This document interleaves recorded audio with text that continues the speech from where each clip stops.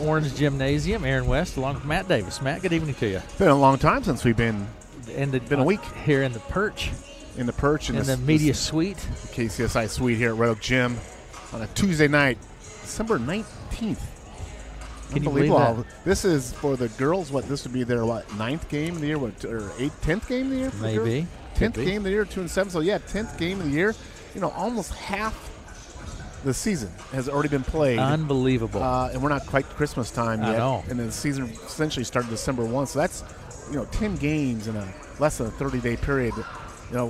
That has changed over the years. I don't think there's many over the years that more and more games are being moved up in front of the break and come back out. So I think they're moving everything up a little bit. But 10th game, last game before a 2.5-week break tonight for the Red Oak Tiger boys and girls basketball teams. They will be hosting the Denison Monarchs here at Red Oak Gym. And, that 2.5-week break can be a good thing and the bad thing. I think it could be a good thing if these Red Oak teams can go into the break on a positive note, playing well.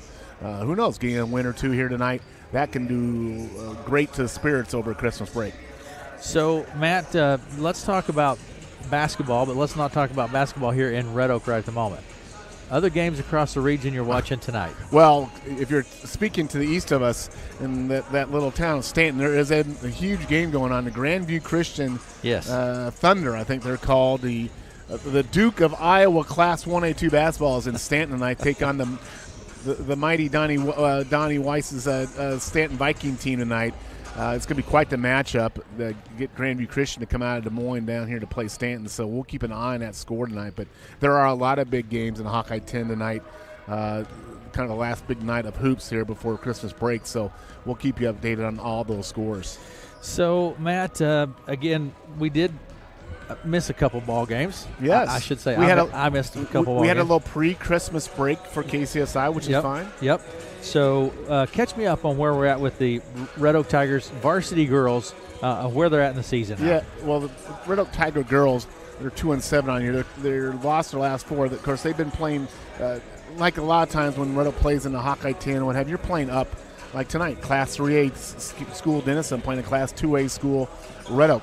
But specific for this Red Oak Tiger girls basketball team, had a good offensive output last game out against Harlan, 40-some-odd points on the board in that. So we have seen the Red Oak Tiger offense grow from last year in terms of the points they put on the board. So those are positives. But you play these tough teams, and what we typically see, and we'll probably see it tonight, these teams come out, throw a press on the Tigers early, jump out early on the Tigers. I think tonight's game with the Monarchs has a chance to be a close, competitive game when we look at the things statistically. We'll do the breakdown here in a second. But that's kind of where the Tiger girls team is. And, of course, later on tonight we'll have the boys game against the Monarchs. Monarchs team that comes here, the boys Monarch team is 2-5 on the year. Red Oak Tiger team's 3-5. They're kind of in the same boat. They both have played really tough competition, kind of beaten those they should beat. Lost to teams they should have lost to.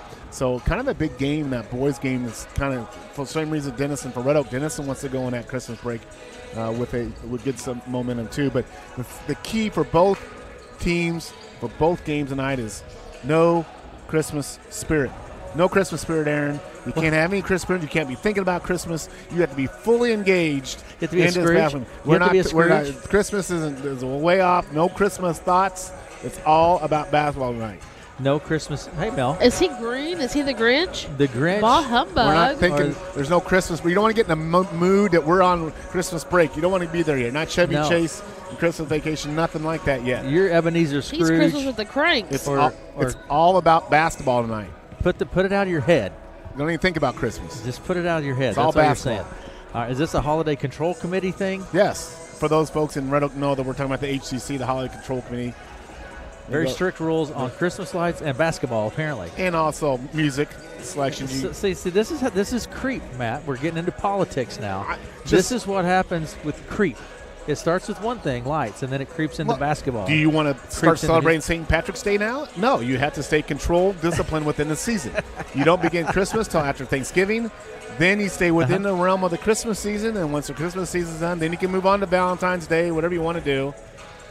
But right now we're in Christmas season, and Well, I don't think there should be Christmas songs before Thanksgiving. There should be, no decorations. Stay Scrooge, within the season. You're turning green over there. No, Grinch. I'm all about Christmas. But it's right during. And by the way, we need weather to cooperate. We should have snow on the ground. It's going to rain. Does gonna that rain. count? It's going to rain. Does that count for Christmas? Well, we need the rain, Yeah, so we do. we'll be happy with that. Grateful for that. Don't count on snow. That would be a Christmas miracle if it snows because it's going to be 55 degrees. That would be a Christmas So miracle. let's take a break, Matt. We'll come back and we'll get into the stats here. Again, it's Red Oak and Denison here in Red Oak this evening. Would encourage you as we move along through the basketball game this evening, both of these doubleheader boy-girl, make note of our sponsors, and when you have the opportunity, say thanks for making it possible for us to be here. Quick break, and we'll be back after this.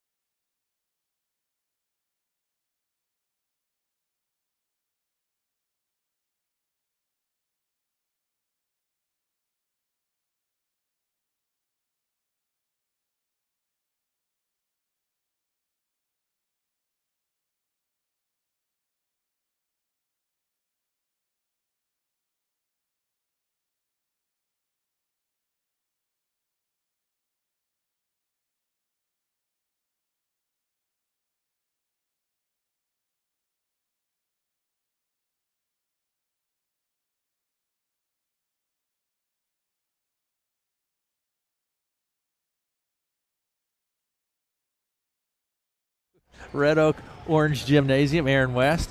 We've been joined by Coach Bales with us. Coach Eli Bales. Coach Bales is with us now. Wrestling. That's coach. right. A wrestler.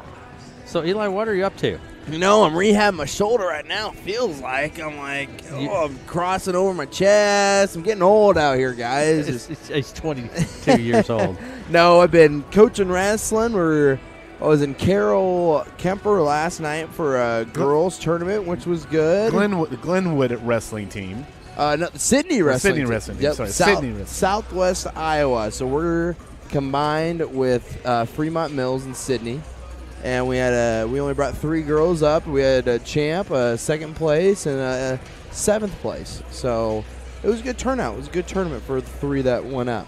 All right. It's been a busy winter, though. So, are you in your Christmas break yet? Start Thursday. Sport break. You graduated when, Eli? Graduated last Friday. Now, did we have documented proof of this graduation? Well, that is one thing. I texted him that day.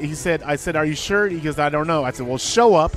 Hopefully, they call your name and you can go across the stage." I've been trying to get my teaching license right now, and that's been kind of a hassle. So maybe they've just revoked it. We're going to find out. Of course, he has one of those uber degrees that I also have. They're right up there with the doctoral, the physical education degree. As a matter of fact, I have a coach on each side. That's a degree. It's extremely tough to get, Coach Aaron. Davis and Coach Bell's with me both on either side. Engineering, whatever it might be. The physical education degree is an extremely excruciating curriculum in college. Both of you, and I have one on either side. What's that tell you? Golly. Matt, well, break this game down for me. Let's talk a little about physical education in terms of basketball tonight. Denison Monarchs here in town take on the Rogue Tigers and girl-boy doubleheader. Let's talk about this Denison girls team first. They're 3-4 in a year. They're coming off a big win, a 46-43 win against Clarinda in Denison last Friday. So that's a good kind of momentum kick for them to go. They've beaten Kemper and OABCIG. The Monarchs have lost to Atlantic, Storm Lake, Glenwood, and Heartland. So all the losses have been to really good competitive teams. This team was 3-18 last year, 3-9 the Hawkeye 10. They beat the Tigers last year, 65-31. Denison has won the last 4 in this series. The Red Oak won the last game against Denison back in 2020. This year, the team is led by, and help me with the name, Aaron, Kiana Schultz. Did I pronounce that correctly? That's correct. 10 points per game. Kiana Schultz averaging 10 points per game, shooting 83% from the free throw line. Maya Slater, did I get that wrong? Is that how we go with Maya? Yep. 9 points per game, 6 rebounds per game. She's a junior. Whitley Owen, 8 points per game, 4 assists per game. Those are their leaders on the Monarchs. They're averaging 43 points per game offensively, giving up 47 points defensively a game, shooting 33% from the field as a team, 24% from the three-point line as a team. The free throw line, 55%. And, that seems to me like a low mark, but that's third in the Hawkeye 10. And they do a very good job in leading the Hawk 10 in free throw attempts. 11 offensive rebounds per game, 18 defensive rebounds per game. Steals, 15 steals per game. That's second in the Hawkeye 10. So it's a team that really gets after you defensively. Averaging 25 turnovers per game. That's the same total as Red Oak. So is that a product more of the teams they played than their style of play? We'll find out tonight. But that is going to be a big key to this game as far as which team can kind of limit those turnovers. And 17 fouls per game, Denison is acquiring. Again, kind of a high total there. So two things that jumped out at me is their ability to shoot from the free throw line, the number of times they get to the free throw line, steals per game, and then fouls per game. Tigers 2-7 on the year, lost their last 4 games. They're led by senior Olivia Boswell, 8 points per game. She's shooting still remarkably a great percentage on the three-point line, 45%. If that's not leading the Hawkeye 10, it's right there near the top. Senior Merced Ramirez, 5 points per game, 8 rebounds per game, 3 assists. She does a little bit of everything for this Tiger. She's kind of a facilitator. Merced's kind of the glue for this team in terms of their performance. And then these sensational sophomores that we've seen have sporadic great performances this year. And Ellison Johnson, 7 offensive rebounds per game. We've seen her game continue to grow throughout the season, getting more comfortable with her shot and shooting. Emily Siebenecker as well. So some really good young sophomore talent for the Tigers. Tigers are averaging 30 points per game offensively, giving up 59 points per game. Shooting almost as good from the three-point line as they are overall from the field. They're shooting 25% from the field and overall and 24% from the three-point line. 31% from the free throw line, so need to do better at the free throw line. Like we mentioned, 25 turnovers per game. That's always a factor for the Tigers.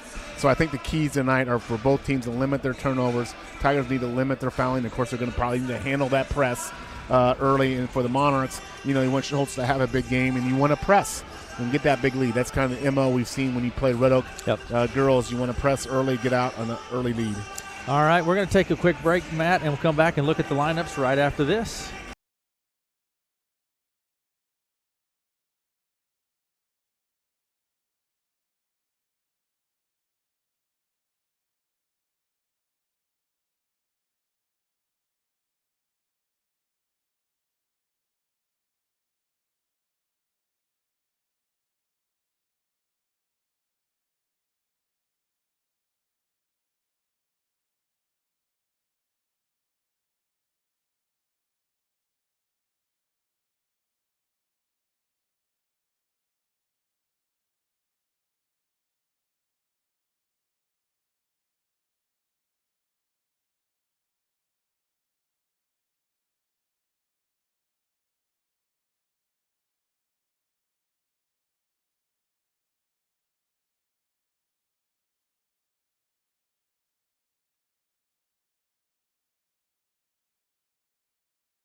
Welcome back to Red Oak Orange Gymnasium. Varsity girls basketball upcoming starters for the Monarchs this evening. The Denison Monarchs will be Addison Inman, a senior, 5'9". Claire Linen is a senior, 5'6". Kiana Schultz is a senior, 5'7". Maya Slater, a junior, 5'9". Whitley Allen is a senior at 5'5". Those are your starters. Reserves for the Monarchs. Quinlan Bigness, a senior. You have Samantha Chandler, a junior, 5'6". Camden Brune is a junior, 5'4". Lola Mendlick is a junior, 5'4". Lauren Turin is a junior at 5'9". Gabby Cardenas is a junior at 5'10". Sarah Munn is a sophomore, 5'6". And Nora Hubert is a junior, 5'5". Starters for the Red Oak Tigers. Jaden Lindsay, a senior, 5'8". Olivia Boswell, senior, 5'6". Merced Ramirez, a senior, 5'9". Ellison Johnson. Actually, it will be, looks like Casey Kells starting this evening. Casey Kells, a senior, 5'4", and Emily Siebenecker is a sophomore at 5'6". A bit of a change-up in the starting lineup for the Tigers. Natalie Johnson, freshman for the Tigers, a reserve. Haley Rydberg, a senior, 5'10". Mariel Ramirez, a freshman, 5'7". You have Caden Wingfield, a senior, 5'3". Grace Wingfield, a senior, 5'3".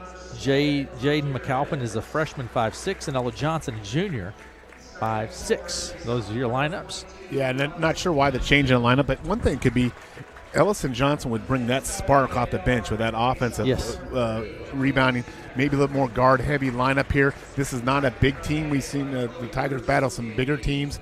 That Monarchs don't present that particular challenge tonight, so maybe a little bit more guard-heavy lineup here for the Tigers tonight. Absolutely. We're going to have our national anthem. We're going to step away for the national anthem. We'll be back with the opening tip after this.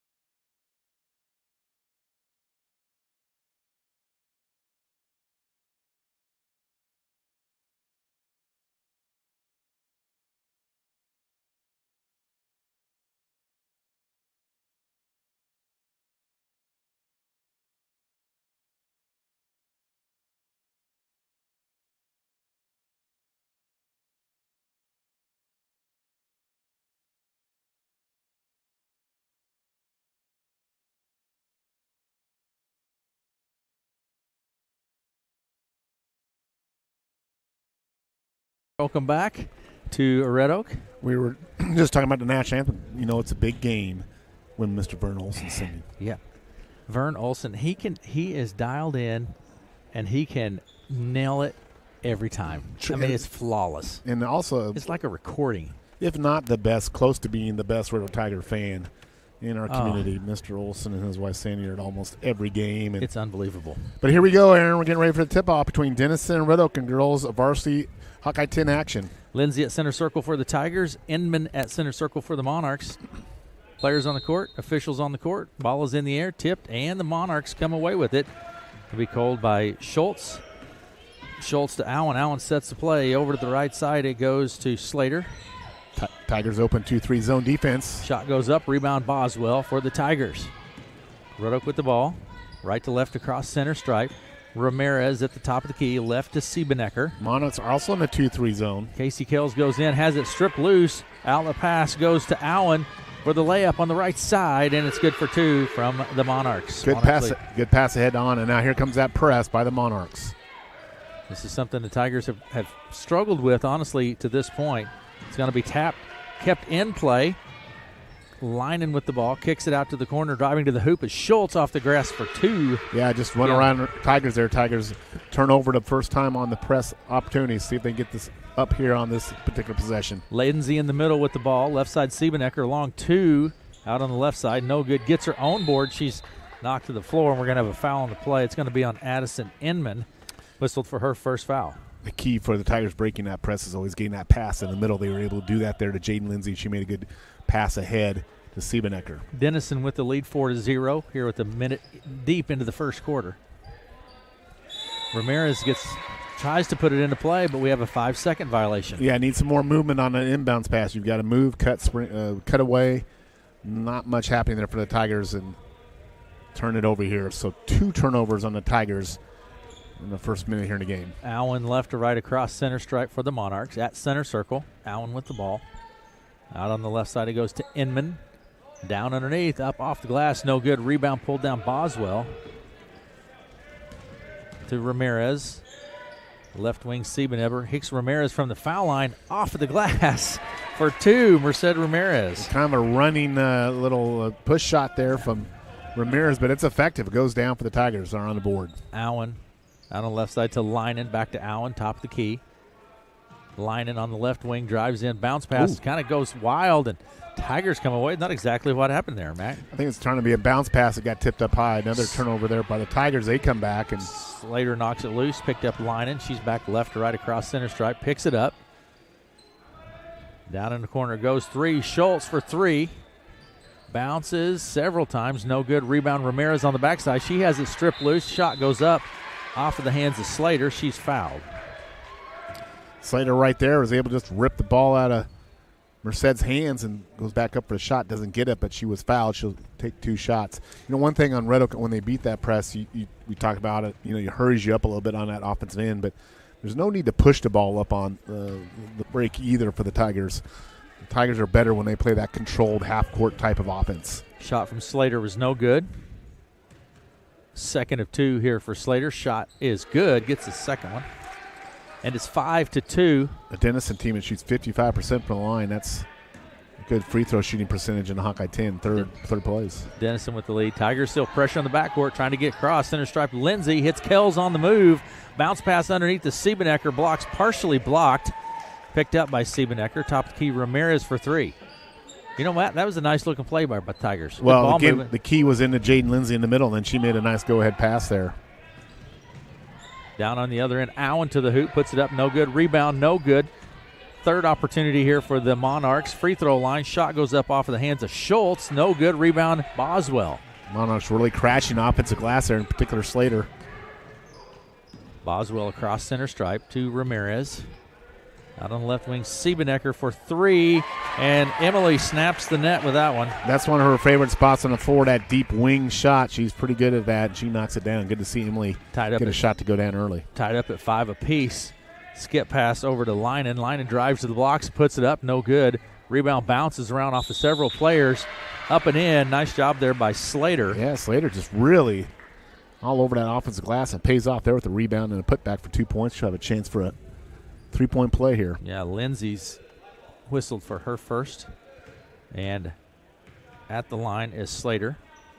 Shot is good. Slater 2 of 3 from the line here in the first quarter. 8-5, Monarchs lead. Pressure in the backcourt again, Matt. Kells to Ramirez, still in the backcourt, trying to get across center stripe. Now Siebenecker. There's Lindsay on the move, off the glass. Great offensive execution there by the Tigers. They break that press and got a layup, just couldn't get to go. Allen in the middle. It goes to Slater. Blocked by Lindsay all the way back out top. Linen takes it, kicks it to the corner. Schultz underneath the Slater. Long 2. Nice snap. Shot. That's Addison Inman. Yeah, nice looking shot there from Inman. Gives the Monarchs a 10-5 lead here in the first quarter. Ramirez. There's Kells. Ramirez. In the middle, Lindsay, 2-on-1, tap loose. Siebenecker puts it up off the glass. It's no good. Rebound, Lindsay. Out to Boswell for 3. Off the right wing, it's no good. Rebound pulled down this time by Schultz. To Allen, across the center stripe. Bounces a little loose, goes out of play. Tigers have it. Yeah, Tigers have done a really good job on the press the last 2 or 3 times. Absolutely, they have. Have it broken it with passing, not dribbling, getting the ball in the middle, and then Lindsay has made some pretty good looks to her teammates. Just haven't been able to connect on those yet, but they keep that up. Tigers will be in good position here. There is Kells free throw line. Ramirez puts up from the free throw line. It's good. That's the second one from Merced from about the same spot on the court. Yeah, again, that middle of that court is open for the Tigers on their half-court offense and on the press. 10-7. Denison leads here, and 3:40 remaining in the first. Out on the left side, it goes to Linen. Allen back to Linen. Underneath Slater, blocked by Lindsay. Wow, second block on the night for Jaden. Boswell takes it across center stripe out on the right side to Kells. Boswell to Ramirez on the left wing. Now to Siebenecker. Out to Boswell. Good ball movement here by the Tigers. Siebenecker for 3. It's no good. Rebound this time is going to be controlled by Addison Inman. Inman. Actually, that is Slater taking it across the center stripe. Be this foul on Siebenecker. That'll be a third team foul on the Tigers. 3:03 to go here in the first quarter. Host of subs coming in for both teams here. Oh, yeah. Almost everybody new for the Tigers except Ramirez will stay on the court. So you have Wingfield, Natalie Johnson, Ramirez, Mario Ramirez, and Ellison Johnson in for the Tigers along with Ramirez. New lineup here. Three-pointer from Schultz off the right wing, and she snaps the net with it. And the Tigers weren't sure on their defensive sets there. Monarchs are called timeout. 2:59 to play in the first. 13-7 is our score. Monarchs with the lead. We'll take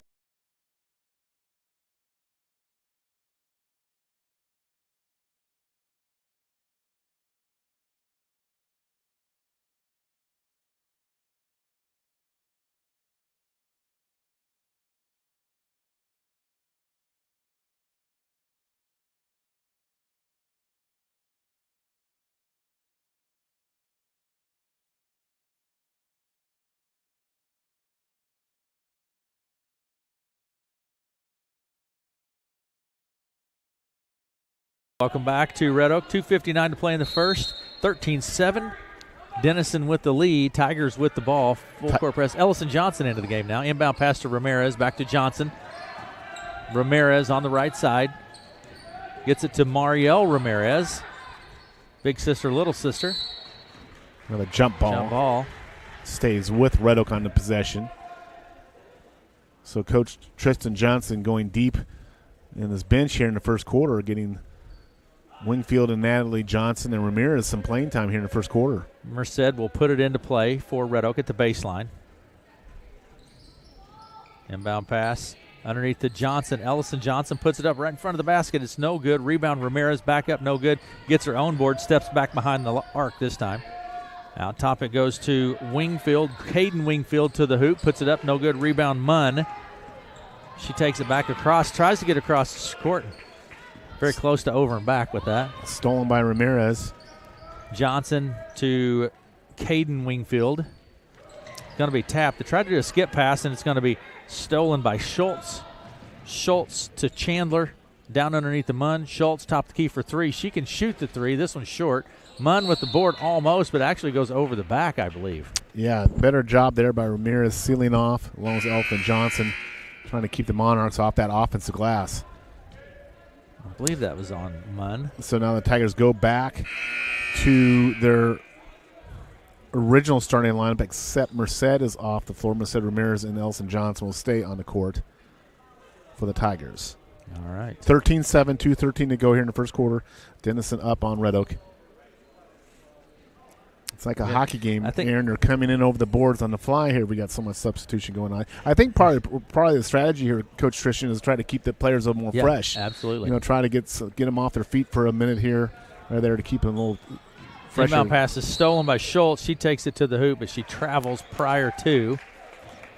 Nice job. Just took an extra step.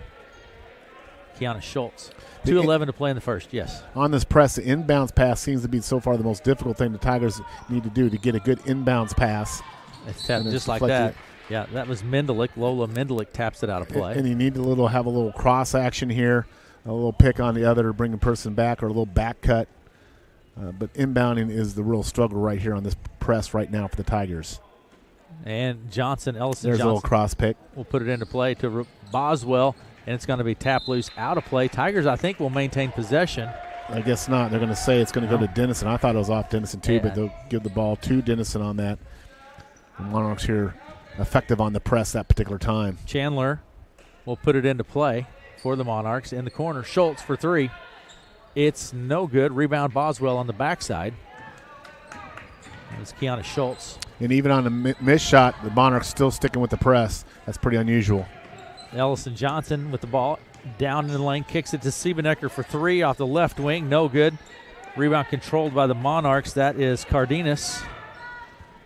Schultz out on the right wing takes it into the lane. Left side to Allen for three. No good. Allen chases down her own Good board. hustle. There's a lot of running jumper again from the foul line. She's fouled on the play. Yeah, she went a long way to get that rebound of her own missed shot and then follows up with another shot. Doesn't make it, but she'll shoot 2 free throws. Emily Siebenecker's whistled for her second personal foul. Monarchs with a lot of shot attempts this first quarter with their offensive rebounding. Allen's first shot is good. That's Whitley Allen, a senior. Tigers are really going to have to shore up that defensive glass because Monarchs are really making a living off those second, third, even sometimes a fourth chance offensively. Whitley Allen at the line. Second shot, in and out, no good. Rebound, Lindsay. Pressure in the backcourt still, Matt. Yeah. Down to the other end, it's going to be stolen. That was Slater with the steal. Bounce pass to Allen, goes a little wild out into the corner. Munn for two, no good. There's Schultz with a great board putback. Again, just right there for the rebound. Tigers have just got to recognize the offensive glass, defensive glass. 16-7 is our score with a minute 15 to play in the first. Down underneath, tap loose, and coming away with it is Slater. Outlet pass to Allen on the left side. Into the lane, Allen jumper off of 1 foot. It's good for two. Monarchs on a run here. Going to have a timeout here. I think this is not the pace the Tigers want. A minute to go in the first. 18-7 is our score, and we'll be back after this.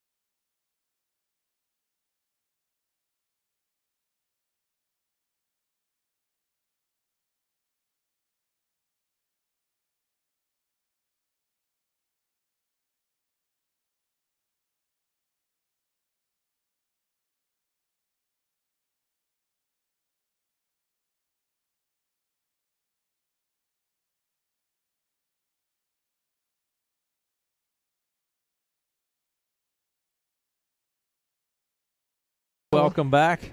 A minute 1 to play in the first. Good timeout there by Coach Johnson. The Monarchs sped this game up and really have taken control in the last minute or two with their press. And they've rushed Red Oak here when they do break the press offensively. So Tigers need to kind of try to get control of the tempo here a little bit more. 58 seconds to play in the first. Kells with the ball. Ramirez across center stripe. Tries to go down to the corner to Wingfield, but it's knocked out of play. The Tigers maintain control. 52 seconds and counting, or on the clock rather. 18-7 is our score. Monarchs lead out to Boswell.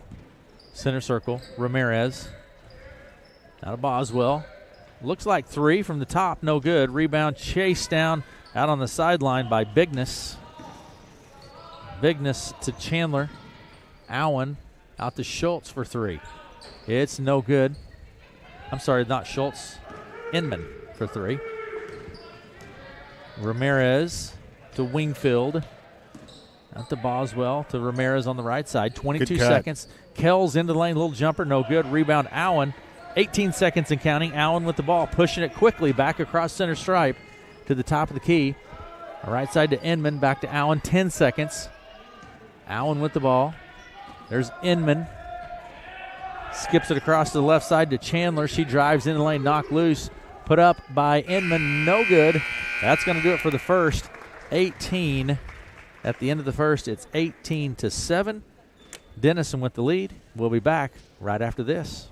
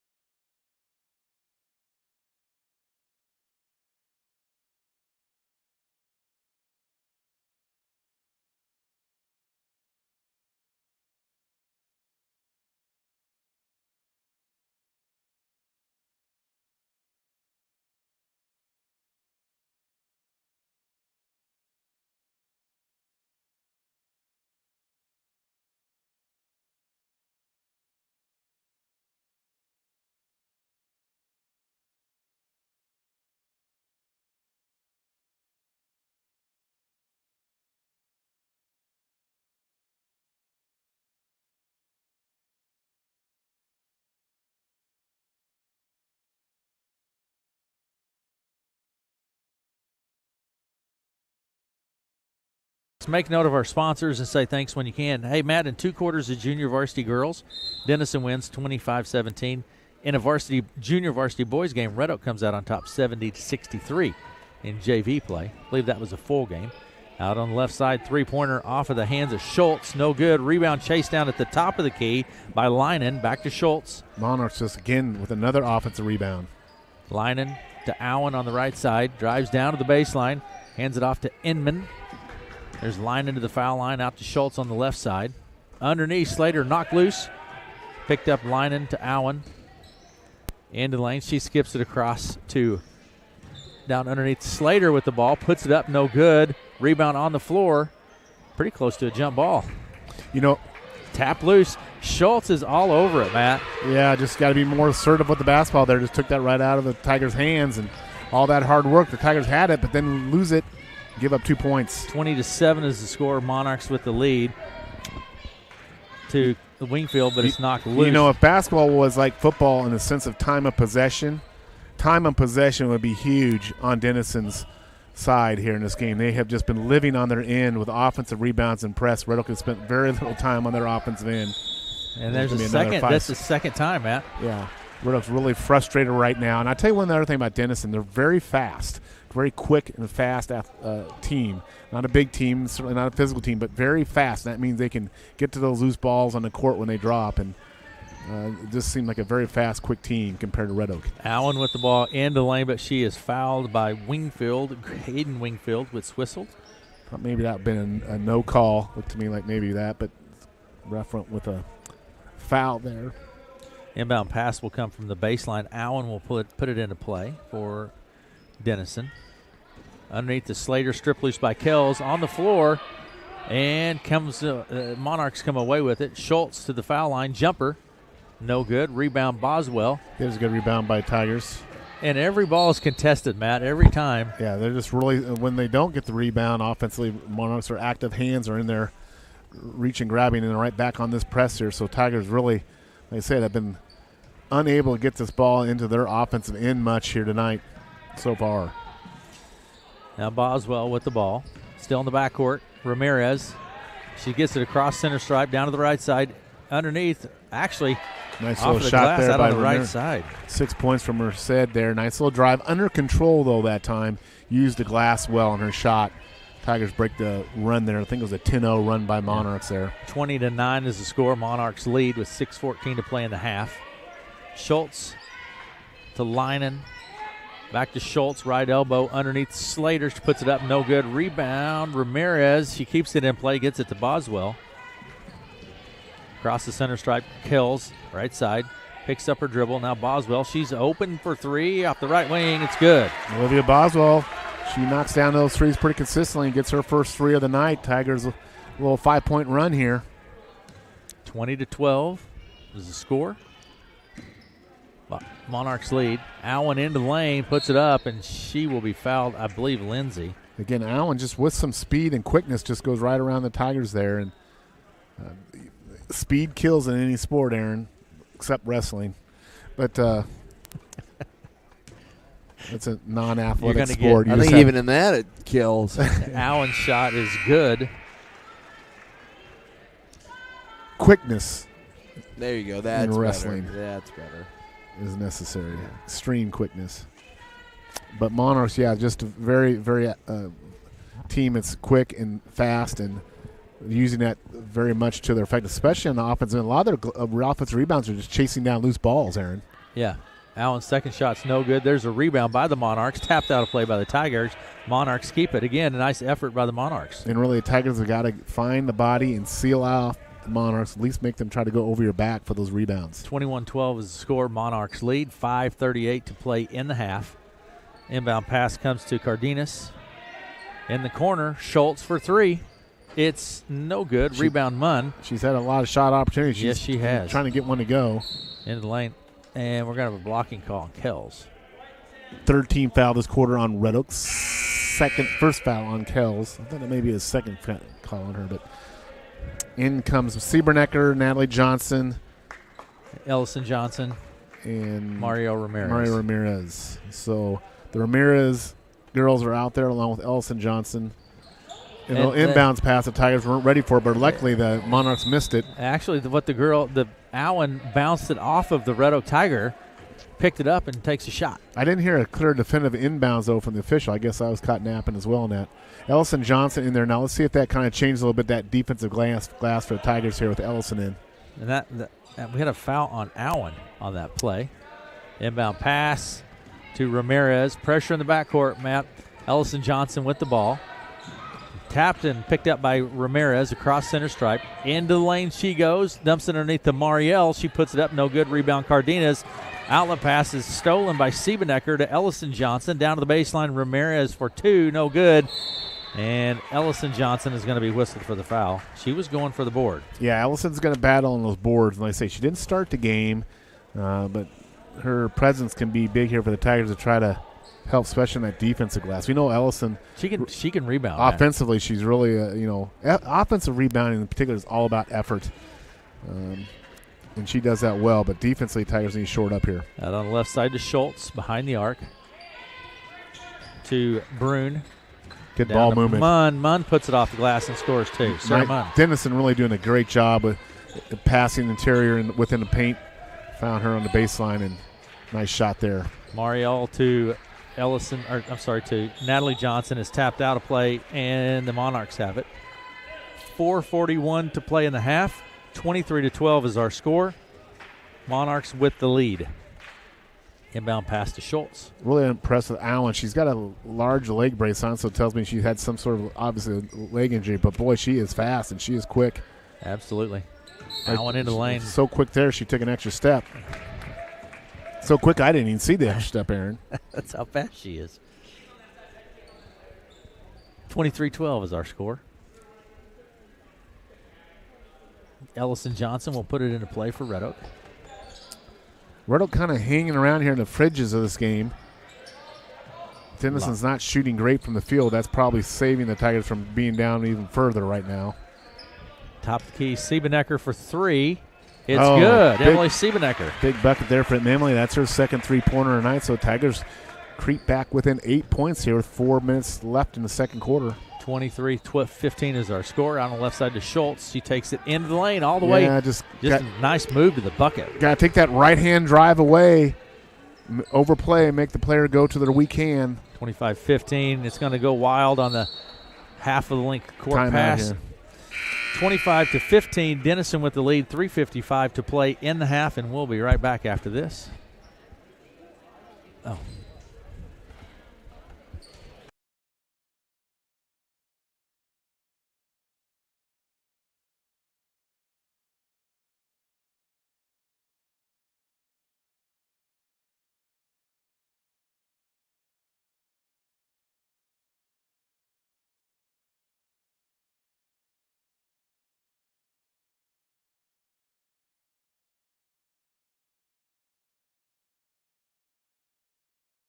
It was not a timeout, Matt. Denison with the ball. Schultz puts up the shot, and we're going to have a foul on Claire Linen. Yeah, we got to fake that on a timeout there. But it will be Red Oak basketball here, down 10, 3:33 to go in the first half. Pass into the backcourt to Ramirez.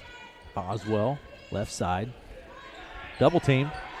Got to step through that. And it's picked up by Lindsay down to Ramirez on the backside for two. That's Merced Ramirez. Jaden Lindsay with probably her third assist tonight. When she gets the ball in the court, she is doing a very good job finding her teammates open. In that particular case, Merced Ramirez. Chandler brings it across center stripe. Skip pass to Schultz on the right side. She takes it down toward the blocks, then hits Linen. Chandler, Linen. Skips across to Schultz again. Round of the blocks, off the glass for two. Kiana Schultz. Yeah, good job by Schultz. Another right-hand drive by Schultz. She has 13 points on the night. And she's not shot the ball real well. She's had a lot of shots, and she's a very good player. Kells behind the arc on the right side with the ball for the Tigers. Top the key to Ramirez. Boswell down to the blocks, puts it up, and picks up her own board and stepped on the baseline. Almost came back inbounds and made almost a good pass to Lindsay there, but she just stepped out of bounds. Beat Denison ball. Coming into the ball game is Addison Inman. Munn takes a seat. Kiana Schultz, one of the returners from last year's team, and she was a good player last year, and you can tell she's definitely, if not all conference, she'll be all conference mentioned this year if she continues this fine play. Schultz on the right side, skips it over to Linen. She picks up her dribble. Chandler. There's Inman. Top of the key. Chandler for three. Nice job. And Samantha Chandler with the three ball. 30-17 is the score. Denison with the lead. In the middle to Lindsay, down the blocks. Kells puts it off the glass and scores two. Again, pass in the middle from Lindsay. That's got to be Lindsay's 5th, 6th assist tonight. Key is getting the ball up court and getting it to her.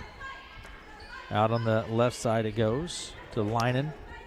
Underneath it goes out of play. Tigers ball. Jaden Lindsay, good effort there for the Tigers. But, Monarchs came in this game averaging 25 turnovers per game, Aaron. And I said, is that a product of the team they played or just kind of where they are? And I think it's probably more of a product of the teams they played, because this is a pretty decent team here, what we've seen taking care of the ball for the most part. There's a turnover there over there. Picked up by Ellison Johnson, blocked by Schultz. Nice job by Schultz. Just kind of a solo one-on-one block. Linen, Schultz, right side Allen. Behind the arc. Now to Linen into the foul line, kicks it to Schultz into the lane, Good back help to Linen. Good help by Kelsey there on the drive. Allen with the two right near the three-point line. No good. There's Schultz with the board, gets it again, try it again. Nope. And we're going to have a jump ball. Again, Matt, a number of second and third chance opportunities on that for the And Monarchs. It's not lack of effort. It's just identifying your opponent where they're at and sealing off. Schultz shot that ball and then made a beeline to the bucket. You've got to recognize that and block out. Even if you're on the perimeter, you block out. There's Boswell. She takes it across center stripe near side, hits Ellison Johnson, spins, takes it to the blocks, puts it up. There's Lindsay with the board. No good. Schultz grabs it for the Monarchs. One-handed pass to Allen on the right wing. Down to Slater. Ellison Johnson with great anticipation, and then she's tied up. We've already seen with Ellison's presence on the floor the last couple minutes a little bit difference with the Tigers' interior with their rebounding. She's going to go out here and get a rest for the last 52 seconds of the half here, but we'll see if Ellison starts that second half, because I think it's a noticeable difference for the Tigers there on that glass with her in there. 30-19 is the score. Denison with the lead. Like Matt said, 52 seconds now and counting. Schultz takes it to the nice move by Schultz, gets her own board back up and scores two. There again, a second chance opportunity. Yeah, just living off those second and third chances too. Boswell to Kells, and we're going to have a travel. That was a soccer move. Yeah, and we know the Kells girls are very good soccer players. Hey, and by the way, saw Kendall Kells. I saw Kendall. I said Casey's sister in the gym today. She's back on. She's a outstanding soccer player. I forgot which college she goes to, but she's a goalie, and she's outstanding. I think she merited some all-conference or maybe even some all-American honors in soccer this year. Left side, Schultz for three. It's going to be a chance for a 4-point play there. Schultz finally gets one to go from three, and it's when she's under duress. She knocks it down. She's got 18 points on the night, and she is all over the court. She's shooting and driving and rebounding, and just a great player. Kells is whistled for the foul. Schultz will go to the line. This is her first opportunity from the line. She's done everything else. Now from the line, snaps the net. She's leading the Hawkeye 10 in free throw shooting percentage at 83%. That's almost unheard of at 80% in free throw shooting in today's modern era basketball. Across the line, Kells with the ball near side. 13 seconds. Ramirez, two.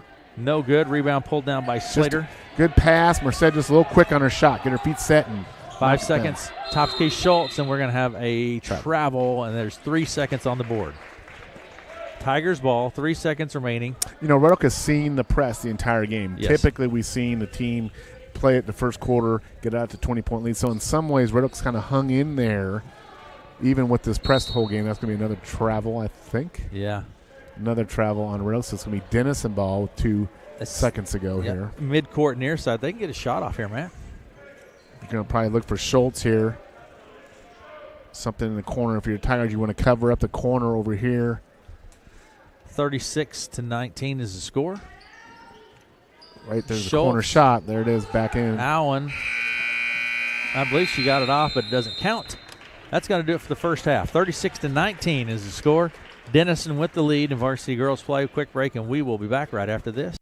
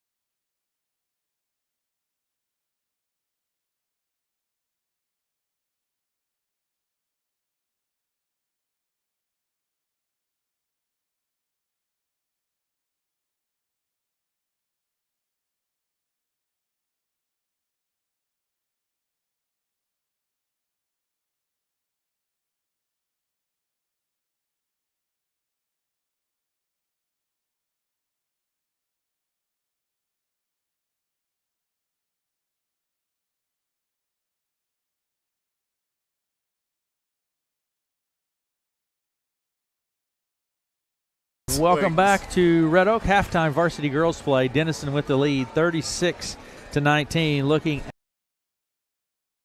Monarchs. Addison Inman here in the first half with 2 points. Samantha Chandler with 3 points. Kiana Schultz, my goodness, 19 points. One of one. Yeah, and I wouldn't say she shot the ball that well either. 19 points here in the first half. Outstanding first half of play for Schultz. Maya Slater with 4 points, 2 of 3 from the foul line. Whitley Allen has 6 points. She's 2 of 4 from the foul line. And Sarah Munn with 2 points for the Monarchs. Monarchs lead 36-19. Step back, take a break, and we will be back after this.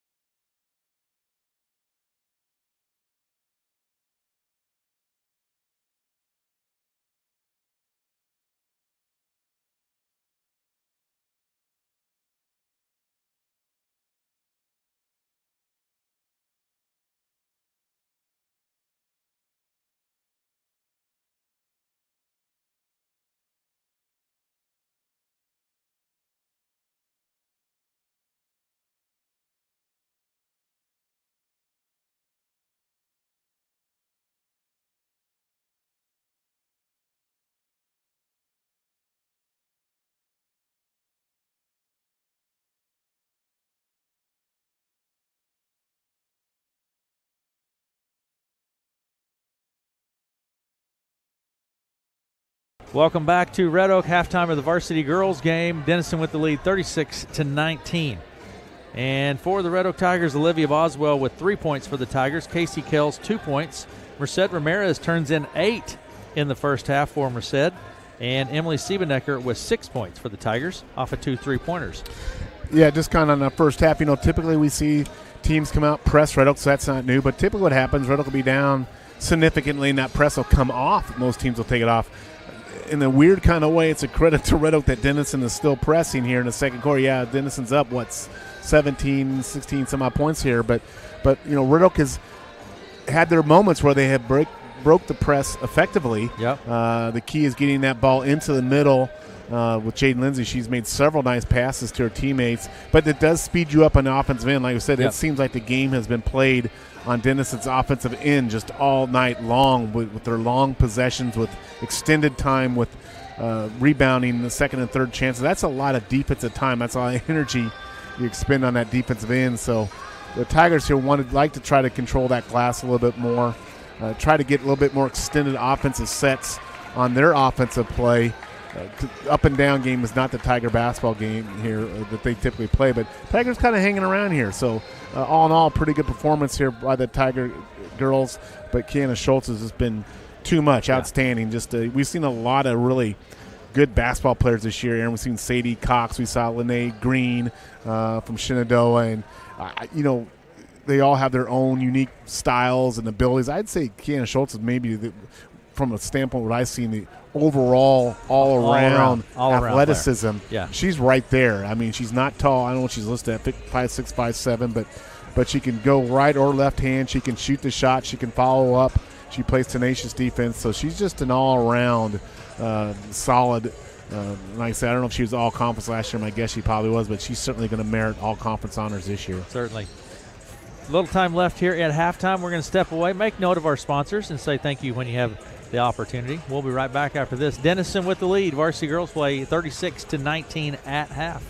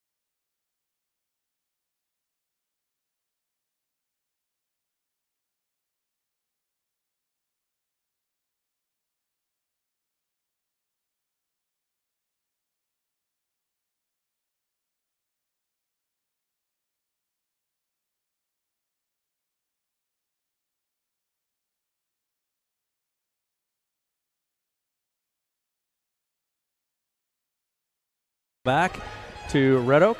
36-19 at half. Denison with the lead. Junior varsity girls play in 2 quarters. Denison gets the victory 25-17. Junior varsity boys play. Red Oak gets the victory 70-63 in junior varsity boys play. That was a full ball game there. All right, Matt. Denison Monarchs will start with the ball here. The second half, the Tigers and Monarchs are both going with the original starting lineups here to begin the second half. Monarchs have the ball. Inbound pass comes to Allen. Allen takes it across center stripe. Slater to Allen. Underneath the Slater. Nice play. Cut. Good for 2. Nice little back cut there and a good recognition by Allen to find her teammate for the open layup. And the press comes here again from the Monarchs. There's Ramirez to Boswell. Across center stripe. Boswell top of the key. Down to the baseline. Kells. 2. No good.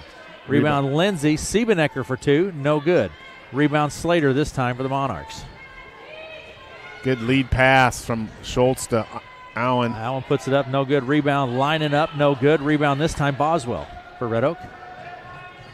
Now to Ramirez across center stripe. Right side to Kells. Top of the key to Boswell. Left side to Siebenecker. Back to Boswell. Right side Kells. Long 2. Blocked by Schultz. Blocked Schultz. Kells follows it though, Matt, and grabs it, goes up, and is fouled on the play, I think. Good things happen when you follow your shot to the rim because you put you in a position to get a rebound, and she did that. Casey did, and she'll draw the foul and get 2 shots here. Inman with the foul. It's going to send Casey Kells to the line. She has not been to the line. Is this the first time the Tigers have been to the line tonight? As a matter of fact, it is. Shot's good from Kells. Tigers 100% from the foul line. That's a product of, driving to the bucket there, trying to make something happen. 38-20. Second shot from Kells is no good. Rebound Slater. To Schultz. Schultz across center stripe at center circle. Top of the key. Schultz with the ball. Right side to Allen. Back to Schultz. Good ball fake. She drives right to the hoop, puts it up, and scores 2. Good ball fake, pull up in the middle of the lane, under control, knocks it down. Boswell to Ramirez, pressure in the backcourt. Boswell with the ball, now to Kells. Taking that to hustle here, get across the line. It's to Lindsay. Lindsay takes it down the right side, kicks it to Ramirez out behind the arc. Good job by Jaden to pull back out. There's a good move by Jaden. Lindsay into the blocks, no good. Rebound is controlled by Line, and outlet pass to Allen. Allen with the ball, takes it to the hoop, puts it up, no good. Rebound Boswell. Better job by the Tigers getting back defensively there.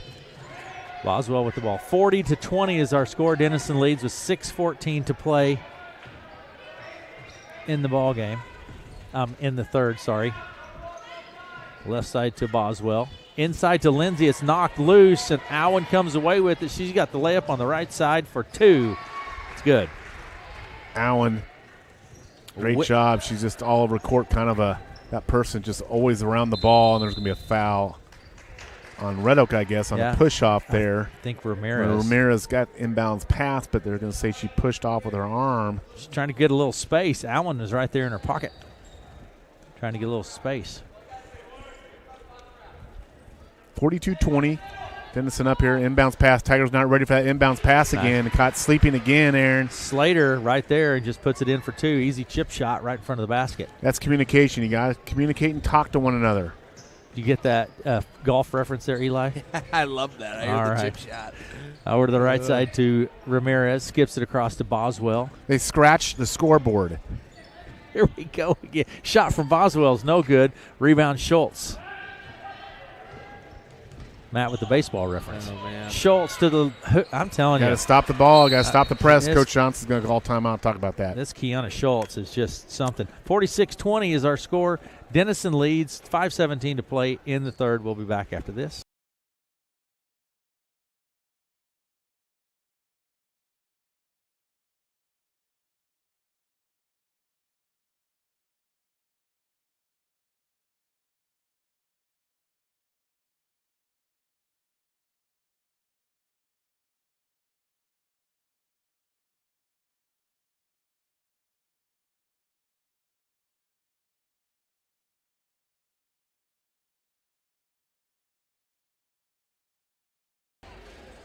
$46-20 is our score.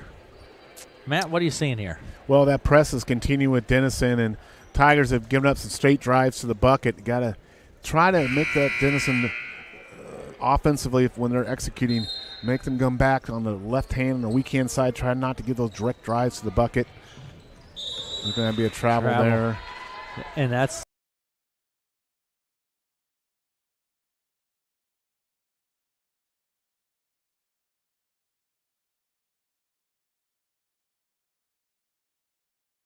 we have not seen a team do it the whole game yet, but Denison has done it every possession. shot from Allen is up, no good. Schultz just Again, hustle. chasing it down. Just hustle, down. Matt. That's what Slater kicks it to Munn. Back to Slater. Good ball fake. Takes it, and no good. Good job there by Merced to get the rebound, but nice job there by Denison. And again, here, even on this possession, Denison is pressing, trapping. That's going to be a foul on Denison there. The foul will be on Allen. And so far, Denison has not fouled a lot with their pressing. You know, that's the other thing. When you press a lot, typically you foul a lot, and they have not done much of that tonight. Ramirez puts it into play to Kells. Back to Ramirez on the right side. 4:48 to play in the third. Kells with the ball. Now to Boswell. Ramirez, top of the key. Underneath the Kells. Nice play. Just didn't convert at the bucket, but a great play. Kind of a back cut there by Casey Kells. And Casey Kells from the backside hustling. Wow, great hustle. Play. That's a hustle. Casey Kells all over the court for the Tigers. Out on the left side to Siebenecker. Now to Boswell for three from the top. No good. Rebound Siebenecker. Out to Ramirez. Now to Boswell. She picks it up, gets it to Siebenecker. She looks at the three. Inside to Lindsay. She spins, puts it up. Yeah, good power move by Jaden there. Good for the Tigers to look that ball inside. It's not relying on that three-point shot, and Jaden kind of powered her way to the bucket, and she'll get two shots here. Well, and the foul goes on Slater. It's her first. Lindsay will go to the line. Her first opportunity from the line tonight. Jaden has not scored yet, so hopefully she'll knock one down here. You know, she hasn't scored. Now she has. The bucket was good, but she has contributed, though, Matt. Yeah, she's made some really good passes. When, like I said, I think she probably has 4 or 5 assists. Yep. She's had several blocks. She's been there defensively. So, yeah, contributing in other ways other than scoring. Shot from Lindsay is good. Remarkably better shooting from the Tigers. Can't you see from even the beginning, you can tell the practice time has paid off. They're just, even at the free throw line, they're not shooting a great percentage, but it's a vast improvement, and the team gets better shooting as the season goes along for the Tigers. Schultz behind the arc, looks at the three, takes it in the lane, little jumper, 5 feet out, no good. Rebound, Mario Ramirez. Good job there by Mario. Mario to Merced. Down the other end, underneath Lindsay, she puts it up, no good. Rebound, fought for. It's going to be a jump ball, but nice lead pass there, and nice catch by Jaden. She tried to go back on the back side of the layup on the other side of the rim, but couldn't get it go. But it'll be a ball here. That was almost a scrum for the ball. Rugby. Inbound pass from Ramirez. 3:45 to play in the third. To Ellison Johnson. Out to Caden Wingfield. Now to Ramirez. 3:41 to play in the third. Ramirez with the ball. That man pressure too, Matt, from the Monarchs. Shot from Wingfield's up, no good. Rebound outlet pass goes to Schultz. She's wide open for the layup, and it's no good. Rebound. Schultz just stays with it. Yeah, hopefully Jaden's okay. I think Jaden kind of took a knee-to-knee contact there. She's kind of trying to run it off there. That hurts. Jaden's a tough customer. Ramirez with the ball. Merced Ramirez with the ball to Lindsay. Ellison Johnson for three. No good. Merced with the board. Put back in 2. Nice job there by Merced. Tigers getting some offensive rebounds now here. Had a second and third chance last couple times down. 48-24 is the score with 2:56 to play in the third. Schultz out on the left side. Top key to Chandler. Drives into lane underneath to Cardenas. Up and in for 2. Gabby Cardenas. One good thing Denison does, they do very good with the ball fakes, which kind of can freeze your opponent just enough to get around. I'm going to call a travel here on Merced. Merced's pleading her case with the referee. Say nope. And by end of the game comes Boswell taking a seat as Lindsay. Schultz finally, I think that's her first time off the court tonight. I'm not sure, but Chandler she is to Linen. 23 points on the Nice. She takes a seat for a while here on the bench. Bigness puts up 3, no good. Rebound, Boswell. Now to Ramirez. Ramirez takes it left to right. Back to Boswell. Left side, Marielle Ramirez. To Olivia.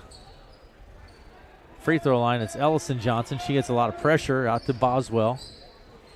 Tapped. Chandler with her hands knocks it loose. Picked up by Bigness. Underneath the Bigness. Give and go. Off the glass for 2. Nice job there by the Denison players. A little give and go. Give it up, give it right back, and produce a 2-point layup. Knocked out of play. Tigers keep it. Minute 53 to play in the third. 52-24 is our score. Denison with the lead. Out on the left side to Boswell. Double teamed out there. Gets it to Ramirez. Now Marielle to Merced to Marielle. Up, no good. Rebound, Bigness. Down to Munn on the right side.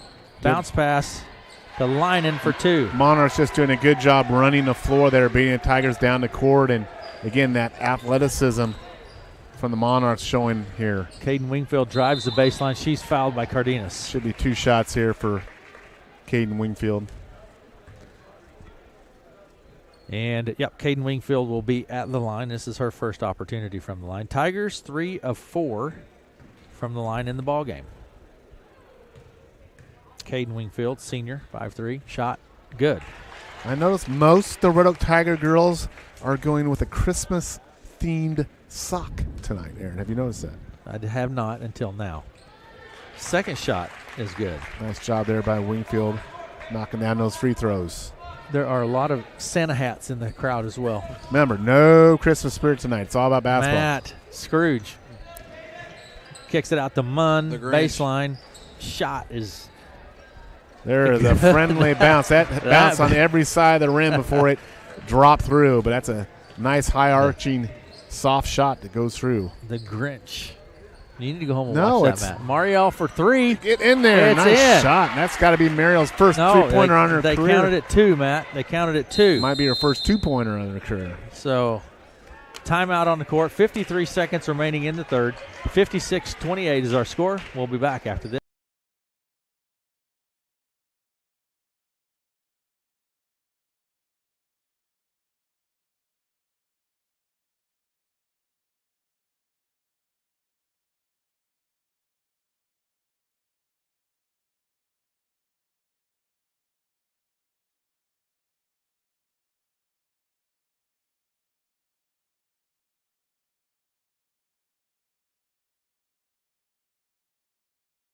Site Twitter? Yeah. There is such a thing? I had no idea. Yeah, there is. I'm in charge.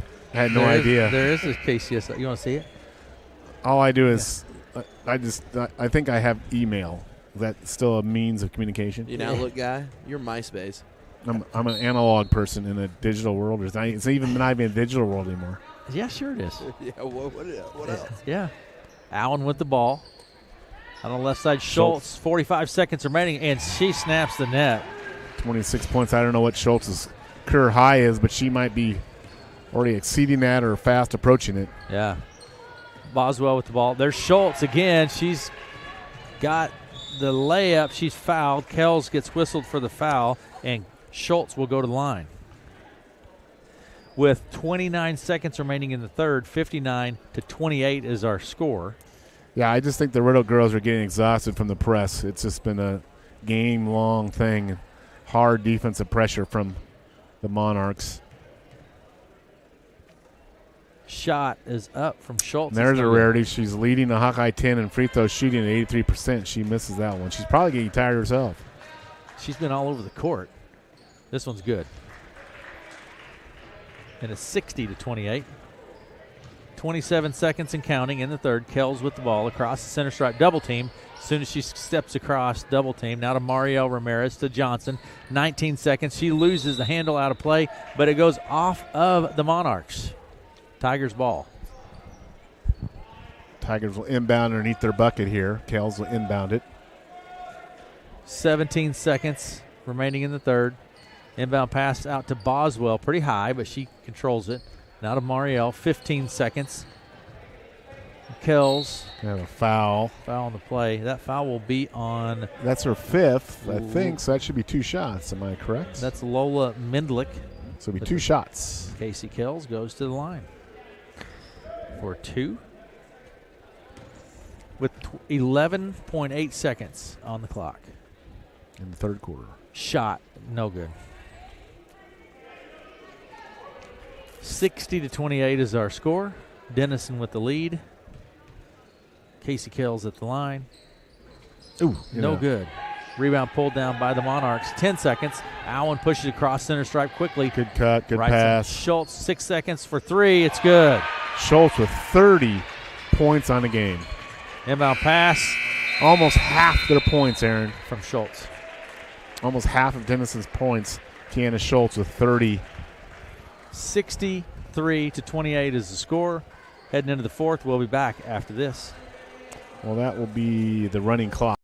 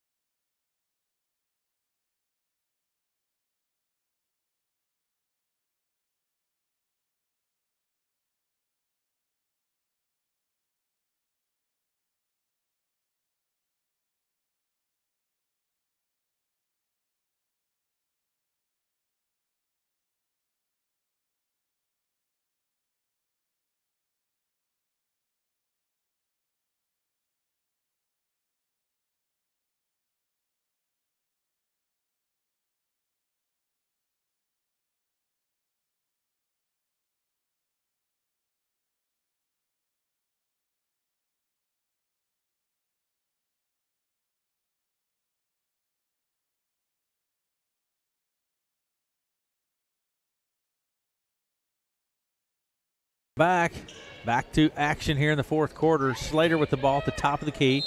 She gets whistled for the travel. We're in a running clock situation now here. We start the fourth quarter. 63-28, Denison over Red Oak. Denison Monarchs still with their starting lineup out there at this point. Kells will put it in a play to Ramirez.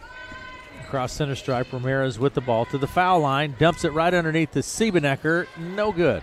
Rebound, Lindsay back up and in for 2. Those second chance points now a little bit. Some of those are coming the Tigers' way here in the second half. Jaden Lindsay with their 4th point of the night. Left side, Schultz. She picks up her dribble, has it knocked loose, grabs it, kicks it over to Mendlick. Then down to Inman. Mendlick on the right side to Allen. Underneath it goes to Slater. She puts it up. Good job defensively by Tigers. Blocked. And Kells across center stripe with the ball for the Tigers. Near side of the court. Down to the baseline to Natalie Johnson. Stripped and stolen by the Monarchs. Schultz across the center stripe. Into the lane. Dumps it right underneath the Inman. Nice job. Right hand to left hand, then under control. A little drop past her teammate. 65-30. 6:37 to play in the ball game. Out to Siebenecker. Hits Lindsay at the foul line. Through her hands. Picked up by Kells. Natalie Johnson for 2. No good. There's Ramirez. Merced with 2 more. Merced has 12 points. Timeout, Red Oak here. Timeout on the court. 6:24 to play in the ball game. 65-32. Denison with the lead, and we'll be back after this.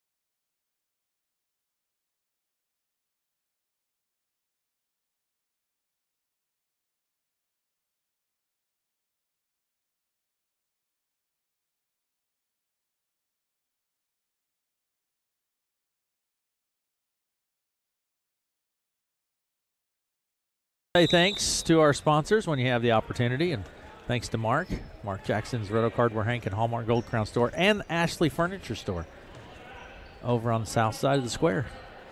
Right side it goes to Mendlick. Good block by Lindsay. Slater puts it up, and it's blocked. Kells has it tapped and rolls, picked up by Boswell. Siebenecker, shot's good. They count it for 2, Matt. Just had a toe over the line there, but Emily knocks down another one. She's got 8 points on the night. 65-34 is our score. Denison Lee, Slater in the lane. Back out to Mendlick, top key, Allen for 3. It's good. 68-34 now. Denison leads with 5:38 to play in the ball game. Monarchs still going through starters here. Lindsay in the lane to Ramirez for 3. That's Merced Ramirez. It's no good. Rebound Allen quickly to the other end. End of the lane. Little jumper, one-handed, puts up. No good. Rebound Boswell. What's unusual, Monarchs are pressing even on missed shots. Jump ball. Tigers ball.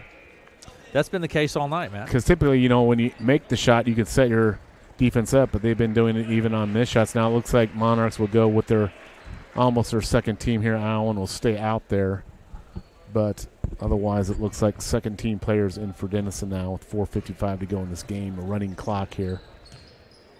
Ramirez to Kells. Down the Bounce corner, pass. Boswell knocked loose. Kells falls on it, and we're going to have a jump ball. Actually, timeout before the jump ball with 4:42 to play in the game.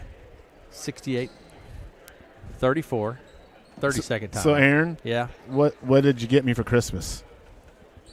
I got you that shirt you have on right now. Oh, this Arkansas Razorback shirt is my Christmas gift. That's it. That's a pretty good. What bigger honor could you have than wearing an Arkansas Razorback sweatshirt? Well, you get a little ketchup and mustard on it too. You can't beat it.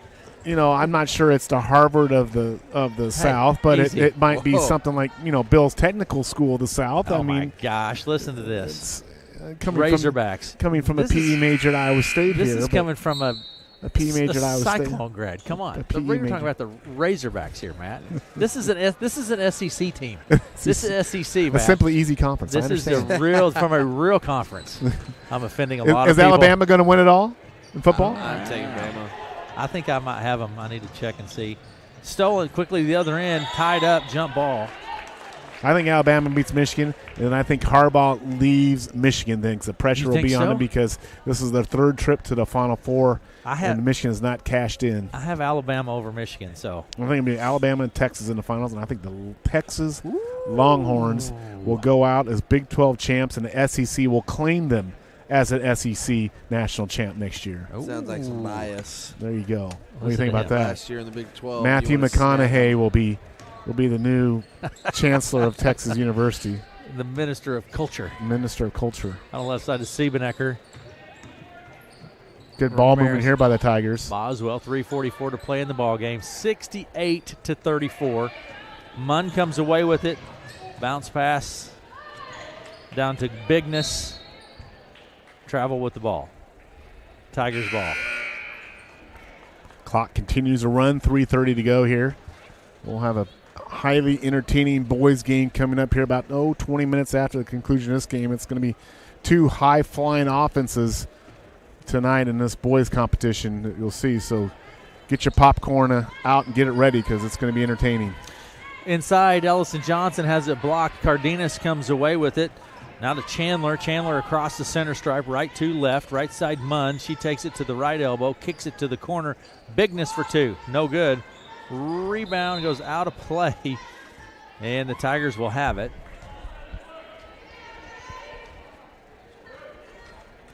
And Kells will put it into play. Some more substitutions taking place here. Mendlick into the ball game, and Bigness takes a seat.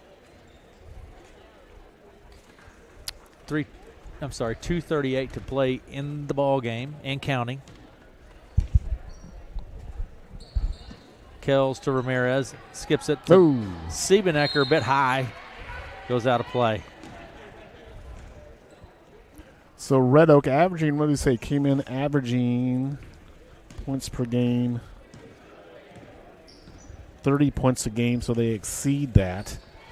Denison came in averaging 43 points per game. This is, I would assume, Denison's high point total of the year so far offensively. Munn puts in 2 more, and it's 70-34.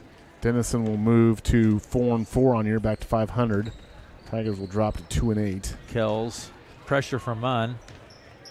Back to Kells, top of the key, 1:51 to play. Kells into the lane, little jumper, no good. Jump ball. Ellison Johnson battling down there. You know, Ellison doesn't give up on the boards. Does not. Nope. She's, like I said, a talented kid that we've seen her really improve their basketball skills, especially in shooting, getting used to footwork down low on the offensive play. She continues to play some basketball. She's going to be a good one. Hopefully she'll continue playing here this summer in the offseason. Down the corner it goes to Turin. Skip pass to Mendlick. Down to Turin. Brune with the ball, puts it up, no good. Rebound, Natalie Johnson, but it's taken away by Mendlick. Mendlick for 3. It's no good. Rebound, Wingfield, Caden Wingfield. She'll take it across the center stripe, picks it up, gets it to Ellison Johnson in the lane. Ellison. There's a good move. Fouled on the play. She had to put the ball on the floor, get around a defensive player, and she draws a foul and should go to the free throw line here. Just under 50 seconds to play in the ball game. Ellison Johnson at the line for Red Oak. This is her first opportunity from the line this evening. Good setup. You can tell, look at that. It's a much better setup for her right there. Look at that. Shot's that was good. not happening at the beginning of the year. That's tremendous work on her behalf and good coaching. Look at that. That's just a beautiful setup. Good feet position. Everything is aligned. Shot's Didn't no get good. it, but nice looking shot from the free throw line. Coming away with it, the Monarchs. Brune across the center stripe, out on the right side, underneath, back to Brune, top of the key, left side, Mendlick for 3. No good. Mendlick firing them up. Yes, she is. Denison player comes away with it. It falls on the ball, Matt. Looks like she maybe that hurts. Maybe the wind knocked out of her. Ow. She landed right on her ribs on the ball. 23 seconds and counting. Inbound pass will come from Brune. In the corner it goes. Brune for 3. No good. 15 seconds. Rebound pulled down by the Monarchs. Mendlick, top key to Chandler. She drives down to the blocks. Brune. Back top And of the that'll be one more shot. That's going to do it. 70-35 is our final. 70-35. Denison gets the victory. Take a quick break, and we will be right back after this.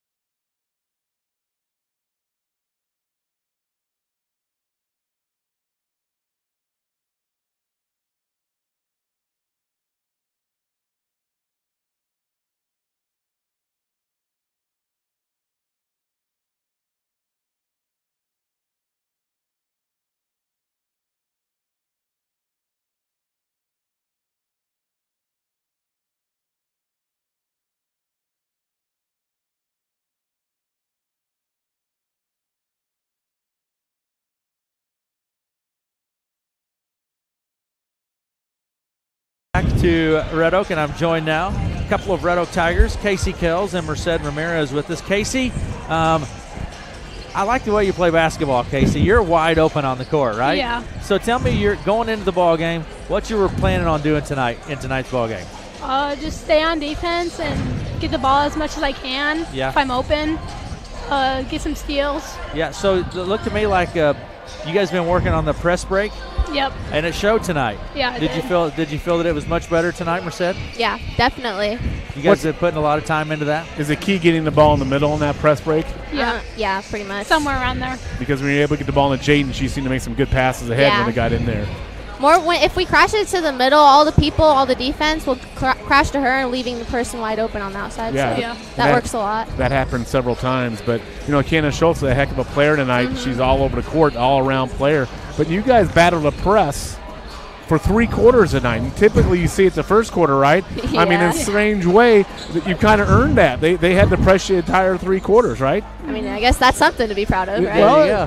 So it seemed to me like the intensity was a lot higher tonight. Did you guys work on Yeah. that, keeping the intensity up? Yeah. Both offense and defense, right? I feel like definitely that's from Casey, though. I feel like if Casey's hustling her butt off the whole game, I feel like I have to, match up to that energy, if that makes sense, and I feel like that just rubs off on everyone else. Well, yeah, absolutely. Well, Casey's energy is always up. Yeah. She's always after, right? Yeah. So She has that fierce face. yeah, absolutely. So Yeah. this is it before break, right? Yep. Christmas break upcoming. Take a little time, get a breather, Yeah. and be ready Finally. to go. Anybody else that you would comment on?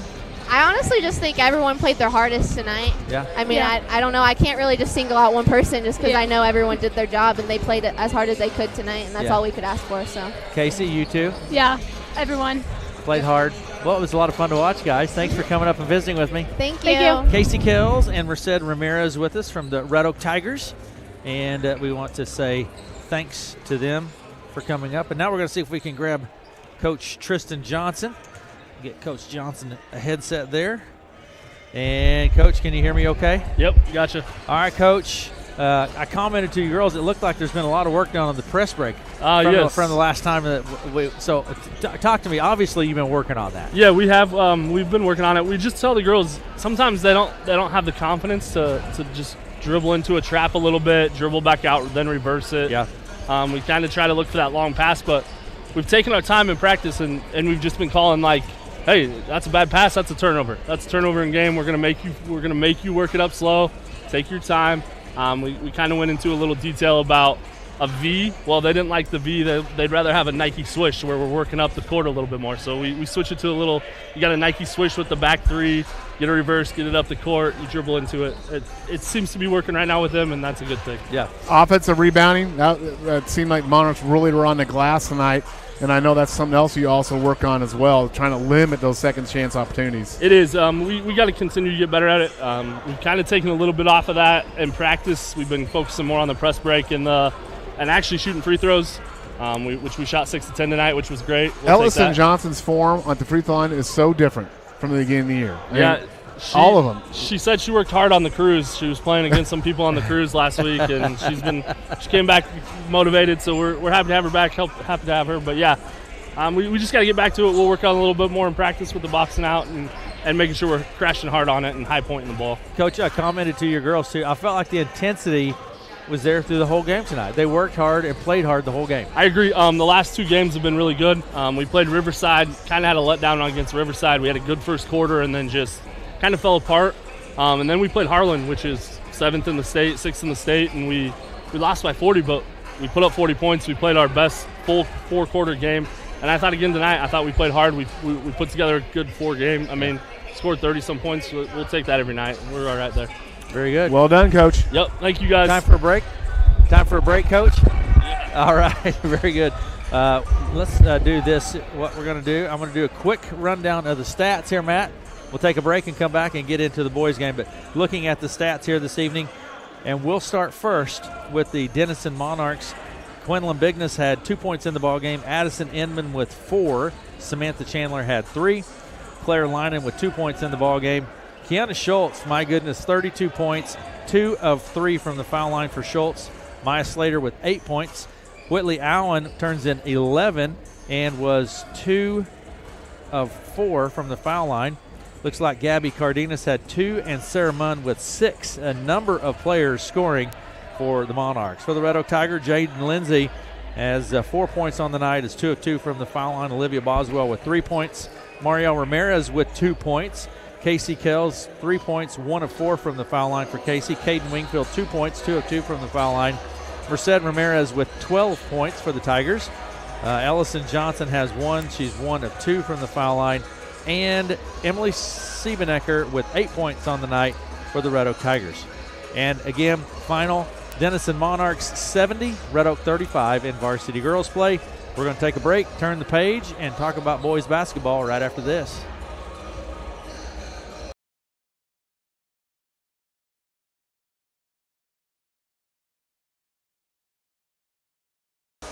We're going to reset. Matt, talk to me about the boys basketball team here, what you're ready for. Okay, we're getting into the boys basketball game coming up here in just about 9-10 minutes. We're going to have a pretty competitive Hawkeye 10 conference game tonight. Denison Monarchs come into town. They're 2-5. That's a bit deceiving record here. They played a really tough record. They're a Class 3A team. Red Oak's Class 2A team. Those Tigers are always playing up in a Hawkeye 10 against the bigger schools. That's going to be the case tonight. Head coach Darren Fink for Denison. They're coming off a win over Clarinda. They beat Clarinda last Friday night, 69-53. Their losses have been to Trainer, Harlan, Kemper, Storm Lake, and OABCIG, so all quality teams. They've beaten Glenwood. Denison has not won on the road yet this year. Their 2 wins have been at home. Last year, this team was 16-6, 10-2. They were Hawkeye 10 champs last year.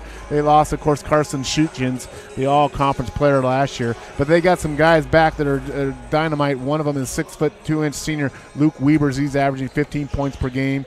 Like I said, he is second in Hawkeye 10 with free throw attempts per game and free throws made. That's a stat that I'm going to harp on here because this team, Monarchs, gets to the free throw line. Also, 6'8" senior Lance Arkfeld, 15 points per game, 9 rebounds per game, shooting 68% from the field. That's first in the Hawkeye 10.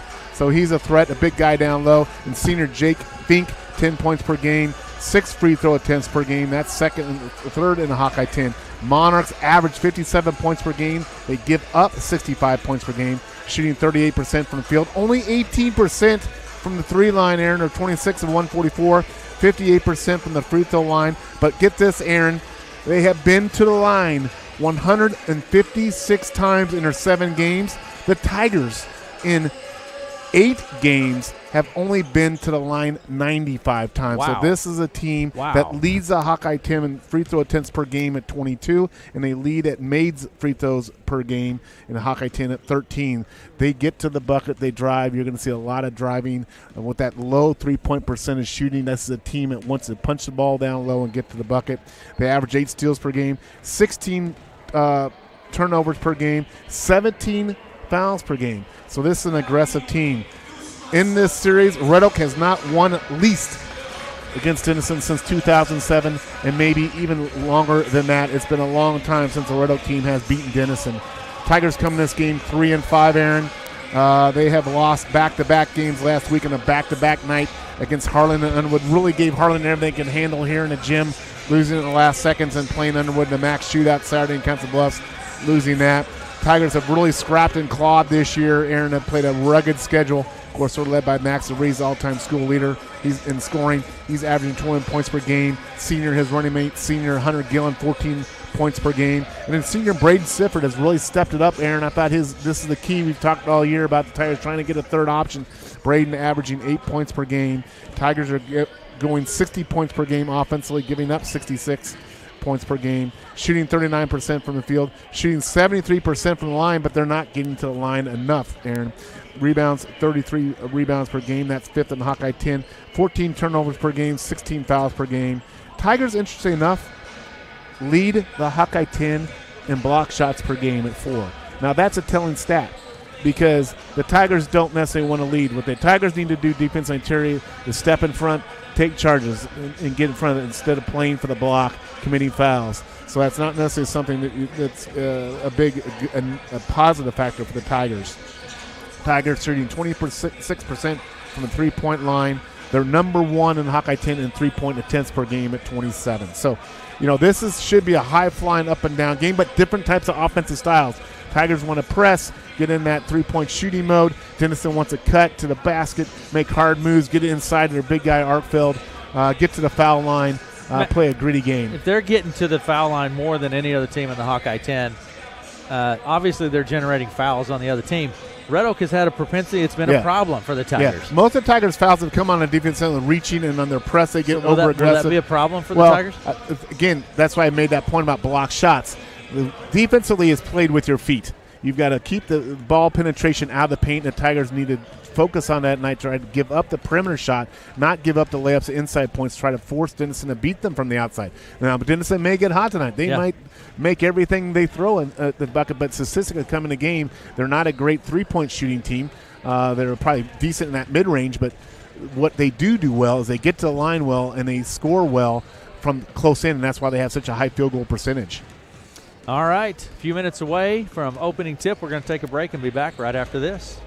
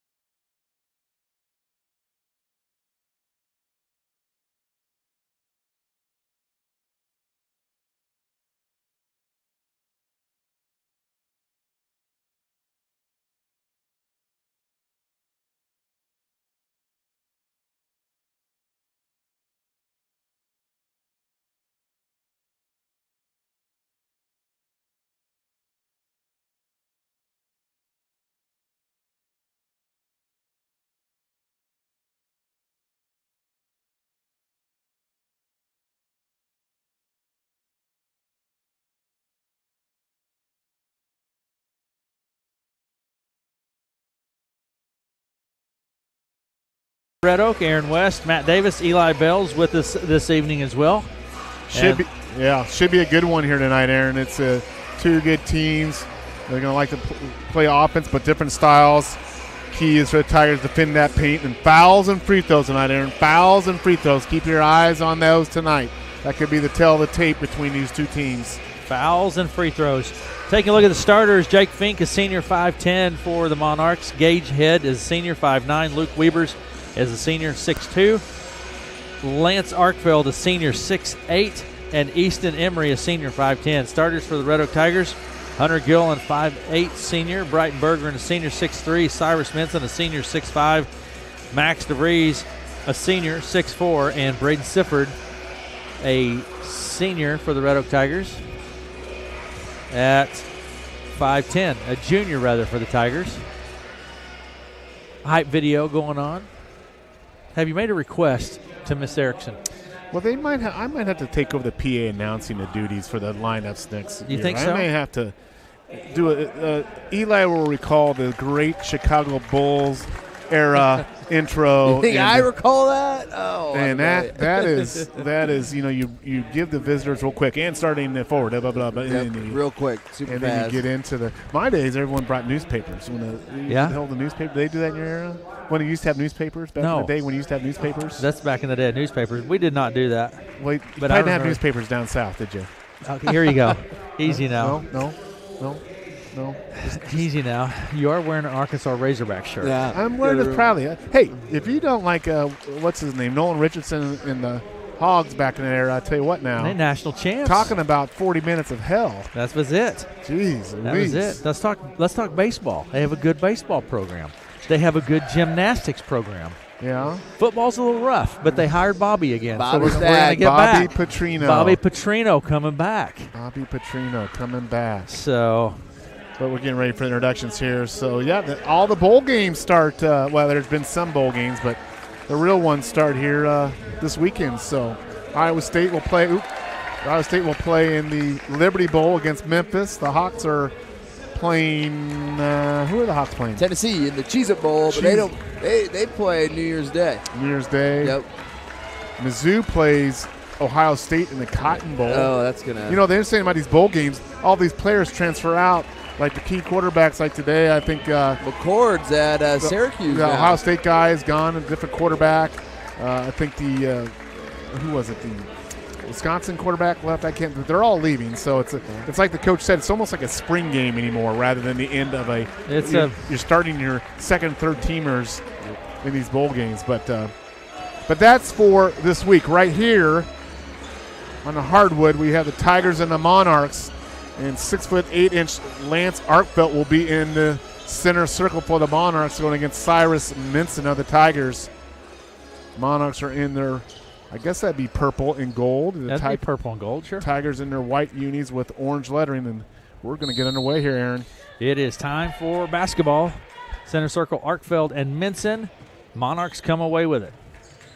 Fink with the ball out near the stripe, sets the play over to the right side to Head. Down underneath the Arkfeld for two. And there it is. Good looking side. Monarchs coming full court press. Sifford finds Gillen. He gets it across center stripe at center circle. Out to Sifford on the right side. Back to Gillen. Left side Bergeron. Out to Sifford in the center circle. He drives down the right side. Kicks it to Minson for three off the right side. And Cyrus snaps the net for three. Nice shot. If Cyrus can make those outside shots, that's going to draw Arkfeld out on him, get him away from underneath that bucket, if he can make that consistently tonight. Emery to Fink. Down to Head. Out to Emery, left side, deep three. It's good. Easton Emery for three. And it's 5-3. Monarchs lead. There's DeVries with the ball. Down the right side, puts it up, off the glass, and scores two. Like we said, this is end-to-end action. Monarchs already back at it here. These teams like to get up and down the court. Fink to Weavers. Out to Fink for three. It's good. Jake Fink. Pressure here coming in the backcourt. 8-5. Monarchs with the lead. Sifford across the center stripe.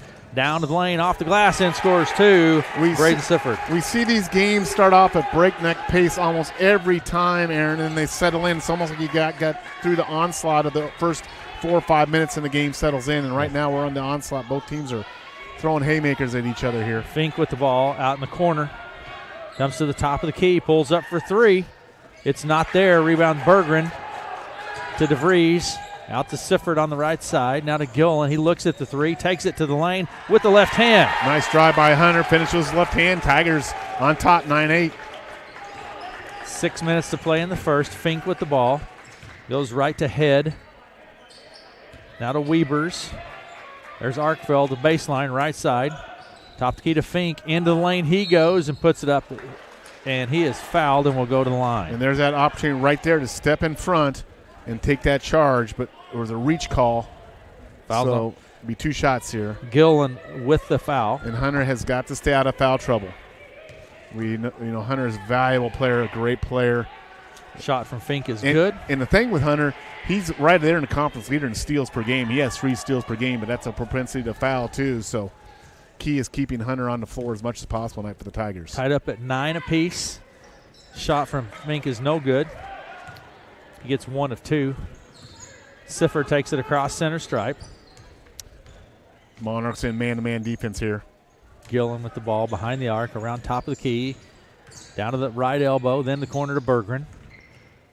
Berggren to Gillen out on the right side. Right wing, DeVries. Into the lane. Out to Berggren, Minson in the corner. Gillen looks at the three, fakes it. Pulls in at the foul line. It's no good. Rebound, bounces wild. Sifford goes out of play. Nice effort. They're going to give it to Denison.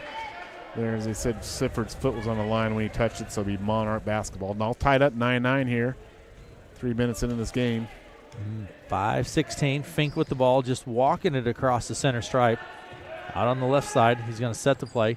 Takes a screen, top the key, over the left side. Then down underneath to Arkfeld.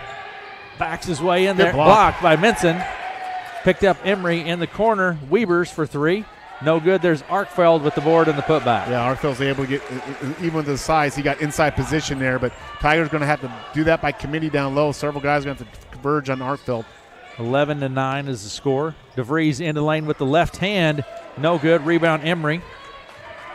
Emery to Fink. He takes it across center stripe. Out to Emery on the right side. Looks at the three. Fink over to the left side to Weebers. There's Arkfeld on the baseline. Again, working his way in the line. Stripped loose by Berggren. Picked up by Gillen. Gillen pushes it up the court on the left side with the left hand for 2. Hunter under control. Using that left hand again. Tigers converting defense and offense there with that turnover and steal. 11-11 tied up at 4:10 to play in the first. Fink on the left side to Weebers. Into the lane. Spins. Picks it up. Trying to find somewhere to go with it. Puts it up with the left hand and scores 2. Pretty good help there by the Tigers, but good credit to Weebers there. Hung in there and got the bucket. 13-11. Denison leads. Gillen with the ball. Skips across to Berggren for 3. Off the right wing. It's no good. Rebound Arkfeld. Finds Weebers. Weebers across center stripe. Near side of the court. Down to the right wing. Deep 3. It's no good. Rebound Minson. Already you can see the game settling in. Remember the foul. Fink is going to commit the foul. Yeah, absolutely.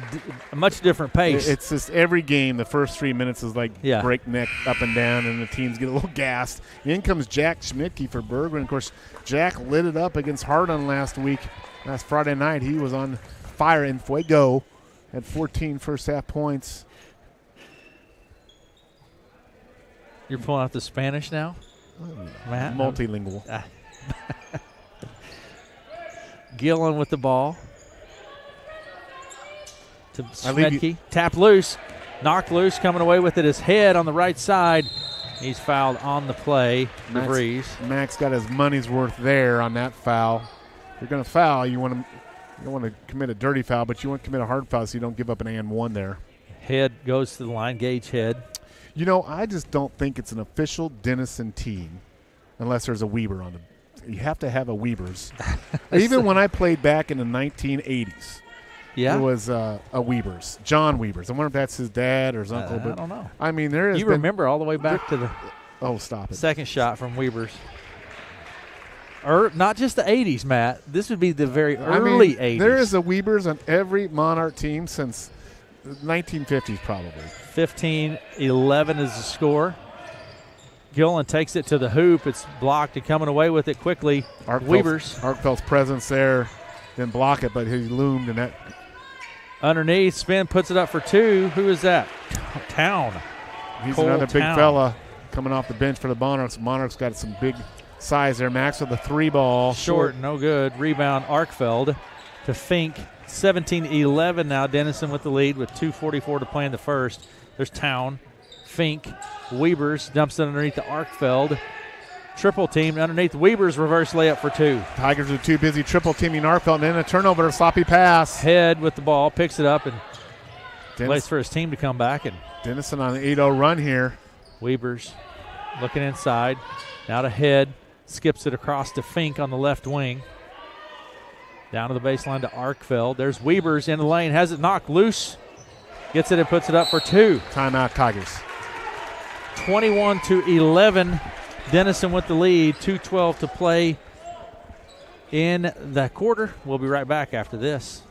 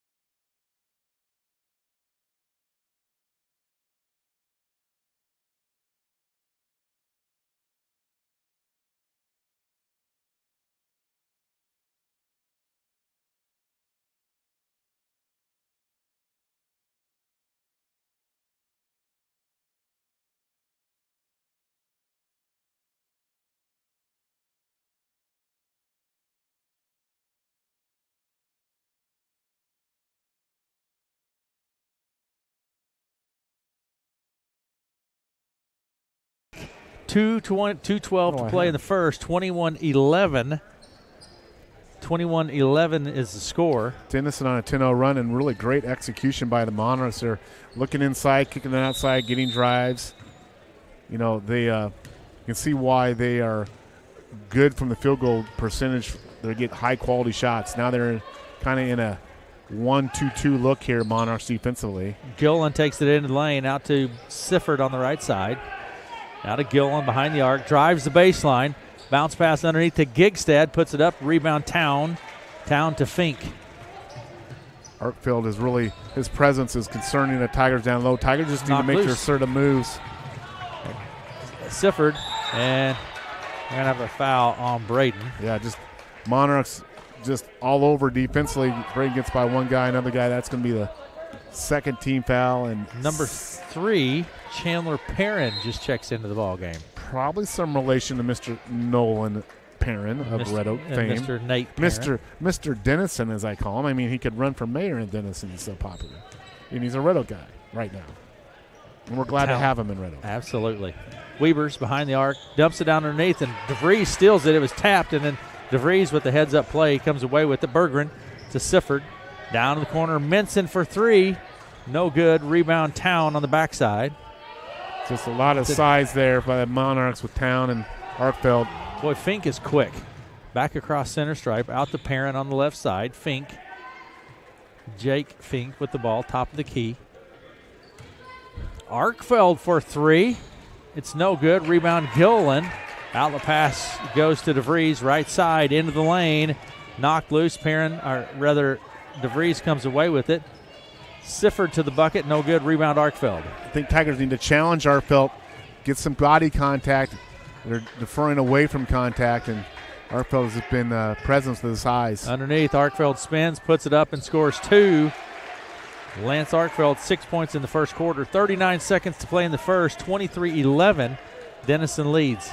You know, there's nothing wrong with the block shot. I mean, you don't, you know, that's a big thing. You don't want to get blocked, but, you know, really that's how you have to attack. But you got to attack on that block if you're going to get a block. Get into the body, take it right to him. Gillen with the ball, and he is fouled on the play. Foul's going to be on Fink, and that's 2 on Fink. A little too much standing by the Tigers. They need more cutting and motion, a little more spread here. Arkfeld will be out of the game here for a good rest, so let's see if the Tigers can put a little run to try to get back in this game here. Tigers are down as the Monarchs have ripped off a 12-0 run here and stretch this out and command this game right now. Sifford to Gillen. 15 seconds. Gillen takes it to the hoop with the left hand. No good. Rebound, Town. Weavers takes it across the center stripe. Emery from the 3-point. As the buzzer sounds, it's no good. 23-11 at the end of the first. Denison with the lead, and we will be back right after this.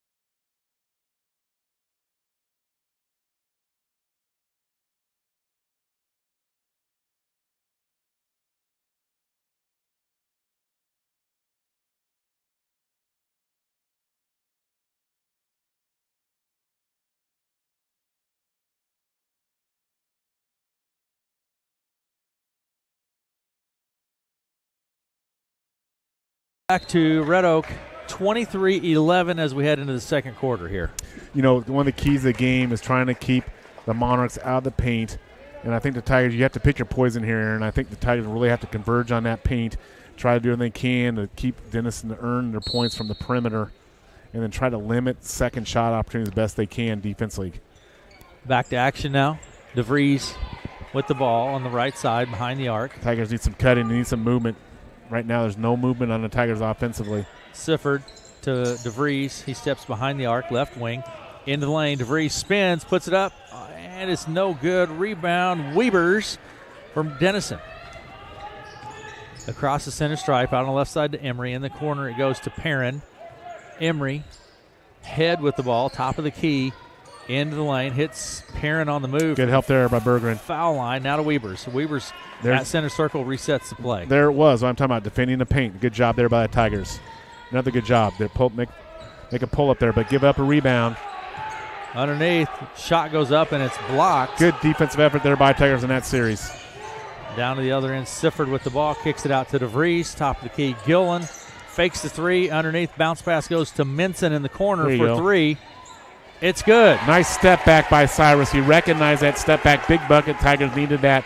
Tigers had a good defensive rotation last time down. Let's see if they can put another one on top of that here. Head with the ball on the right side, behind the arc, into the lane. Gets it to Perrin. Head, left side Emery for three. It's no good. Rebound Gillen. Again, Tigers' job defensively. Out past the other end, DeVries keeps it in play, but yeah, just not a good pass. Our lead pass did not need that. Again, I think the Tigers playing too fast offensively here. On the left side, Weavers with the ball. Comes top, goes back left to Emery.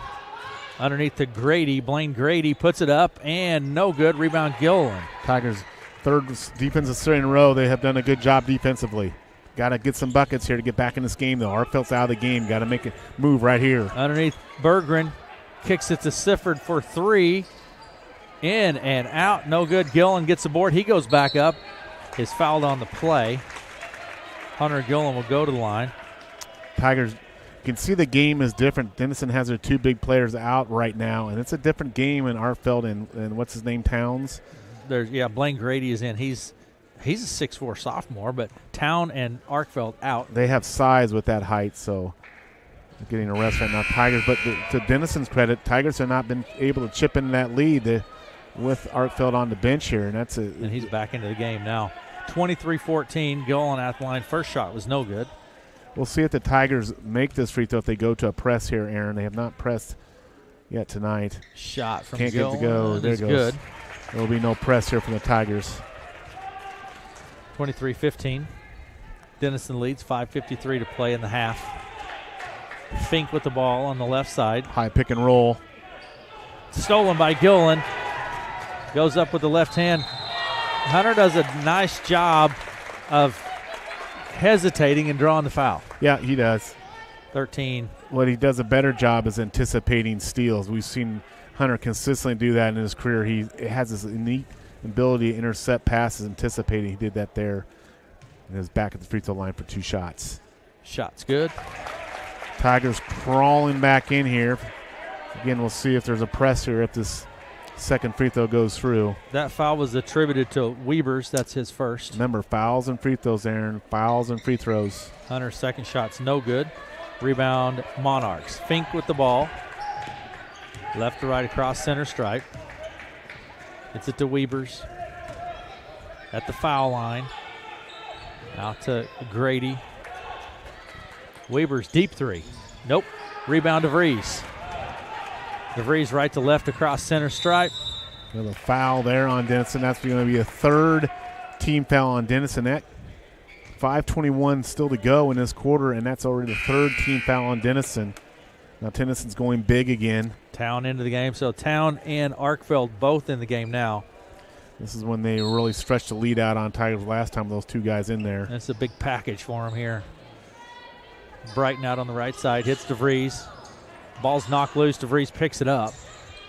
Tapped again. DeVries picks it up once again. Loses handle.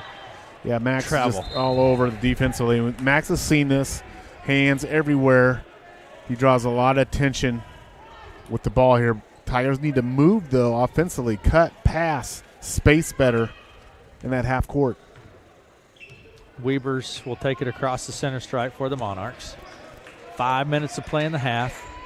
Arkfeld, left elbow, hits Weavers for 3 on the left side. It's no good. Rebound Town.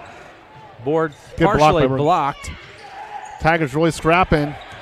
Just batted around, still being fought for. It bounces out of play. Denison's ball. Yeah, I don't. Just a whole lot of effort, and no one ever gained control of the ball. Tigers really giving up a lot of size and strength on the low. Minson and Bergen really battling down low. Fink will put it into play from the baseline. Hits Weavers. Underneath it goes to Town. Stripped loose by Gillen. Picked up by Minson. DeVries across center stripe on the left wing. Hits Gillen in the corner. He's open for 3. Oh, and big snaps shot. the net. Hunter with a 3 and got a timeout. Denison. 23-19 is our score. 4:34 to play in the half, and we'll be back after this.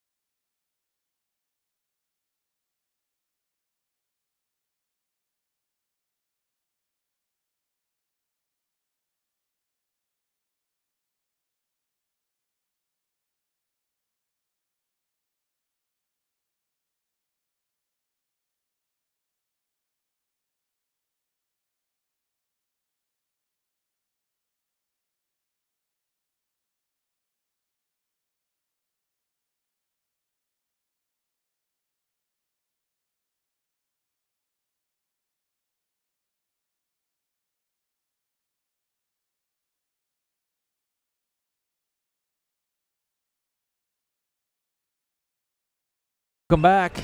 Tigers on a bit of a run here, and it's 23-19 now. Celebrity sightings. We always have celebrity sightings. John O'Neill's here. Ken Blackman. Celebrities. Wow. Big night. Kind of like in It's like a Lakers game. Lakers, absolutely. Denison with the ball inside to Town. He puts it up and scores 2. And that's what the MO was in the Denison timeout. Get the ball inside of the big guys. And that breaks that 8-0 run by the Tigers. Matt, that's the first bucket for Denison this quarter. Yeah, like I say, Tigers really did a good job there to kind of get back in the game, but need to continue here with their good play here. Gillen steps through a couple, has it knocked loose. Schmedke grabs it. Jump ball. Yeah, that was not there, trying to step through 2 defenders there. Denison's ball, 3:55 to play in the half. 25-19 is our score. Denison lead. Minson into the ball game, and Sifford takes a seat. Yeah, you just see those big fellas on the low post there. They're just anchored right there in the low post, and that's a tough. They're going to come up to a high screen here, look for a high pick and roll either side. Fink to Arkfeld. Right side head, steps back for 3. No. Not there. Fink with the board. He looks at the three, takes the three. It's there this time. The tap by Arkfeld kept it alive just enough to give his teammate a second chance and knocks down a three. Dennis with 5 points since that timeout. Bergeron for three. It's no good. Schmedke with the board on the backside. DeVries for three. Not there. Actually, nope. Batted around. Nope. That's Town with the board. Weber dumps it underneath to Arkfeld. He's fouled on the play, and Bergeron's going to be whistled for the foul. Arkfeld did a good job, had inside position. The Minson was playing it on the top. The throw went over the top, and Arkfeld made a nice catch. And this young man averages 15 points per game, 9 rebounds per game, shooting 68% from the field. He's the leading field goal shooting percentage shooter in the Hawkeye 10. You can see why. Good. Yeah, shot's good from Arkfeld. He shot a rare three-pointer earlier, didn't make that. But just like that, Denison comes out of that timeout with 6 points here and stretches back out to a 10-point lead. Red Oak has got it down to as close as, 4 points there. And Arkfeld with another free throw. And gets them both. And, again, that's what Denison likes to do, get to that free throw line. 30-19 now. Denison with the lead with 3:10 to play in the half. Just like that, it's an 11-point lead again for Monarchs. DeVries spins his way into the bucket, puts it up, no good. Rebound, Weber's outlet pass goes to Head, then in the corner to Fink. Hits Arkfeld underneath. He goes up and scores two. Tigers got beat down the court there. Just got beat down court there. Big fella ran the court. Can't have that. Minson, top of the key, goes left to Gillen. Now to Minson. DeVries. There's good ball movement. Sifford on the right side, drives down to the baseline. Puts up the shot, no good. Rebound, Fink pushing it quick to the other end. Head to Arkfeld, and he goes up and misses it. I think he thought about a dunk for a second. Good break there again. Monarchs are racing down the court. Tigers got to get back defensively. DeVries out to Sifford for three. It's not there. Rebound through the hands of the Monarchs. Gillen picks it up, strip loose. Minson for three, no good. Tigers are short on their threes. Gillen fatigue. Underneath the Bergeron. Now to Sifford, top the key to Gillen. 2 minutes to play in the half.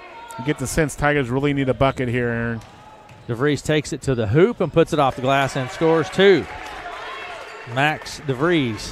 Max with 4 points on the night. Minute 56 to play in the half. Denison leads 32-21. Fink. He's going to work out to the center circle and set the play. So they're going to bring the two guys low here. A little bit of a weave up top. A little cross action. Fink to Head for three off the right wing, and he buries it. When they can knock down threes, this team only came in shooting 18% from three. How many threes do they have so far tonight, Aaron? I see 4. So they're knocking them down from three. That makes them almost lethal if you got inside-outside game going. There's a good cut. Nice cut to the bucket by DeVries. The pass, a nice pass by Minson to get it to him. Yeah, so we talked about Denison. That, if you can get an outside shot going, it just makes it almost an impossible defend for the Tigers. Minute 10 to play in the half. Denison leads. Three-pointer from Fink, and he snaps the net again. Tigers may have to go man-to-man here, Aaron. 38-23. Denison with the lead. Under a minute to play in the half. DeVries with the ball. DeVries, 49 seconds and counting. To Sifford. Sifford works it down to the baseline, puts it off the glass, and scores two. Great job by Braden. And there's what you do. Take it right into contact, force the contact. Tigers get a much-needed bucket there. 30 seconds to play in the half. Weber's with the ball. It's Town. Weber's in the corner for three. And he snaps the net with it. Goodness. Yeah, they're just on a roll outside. This is by far has to be their best shooting game. I'm not sure what the Denison coach upset about. 1, 2, 3, 4 3-pointers here in the second quarter. DeVries with the ball, 10 seconds. And I think that's the Tigers have been collapsing so much interior-wise. You got to give up something, and that's what they're giving up. Gillen takes a shot with 5 seconds remaining. No good. Weber's with the board and doesn't get the shot off. 41-25 at half. Denison with the lead. We'll take a break, and we'll be back with some stats after this.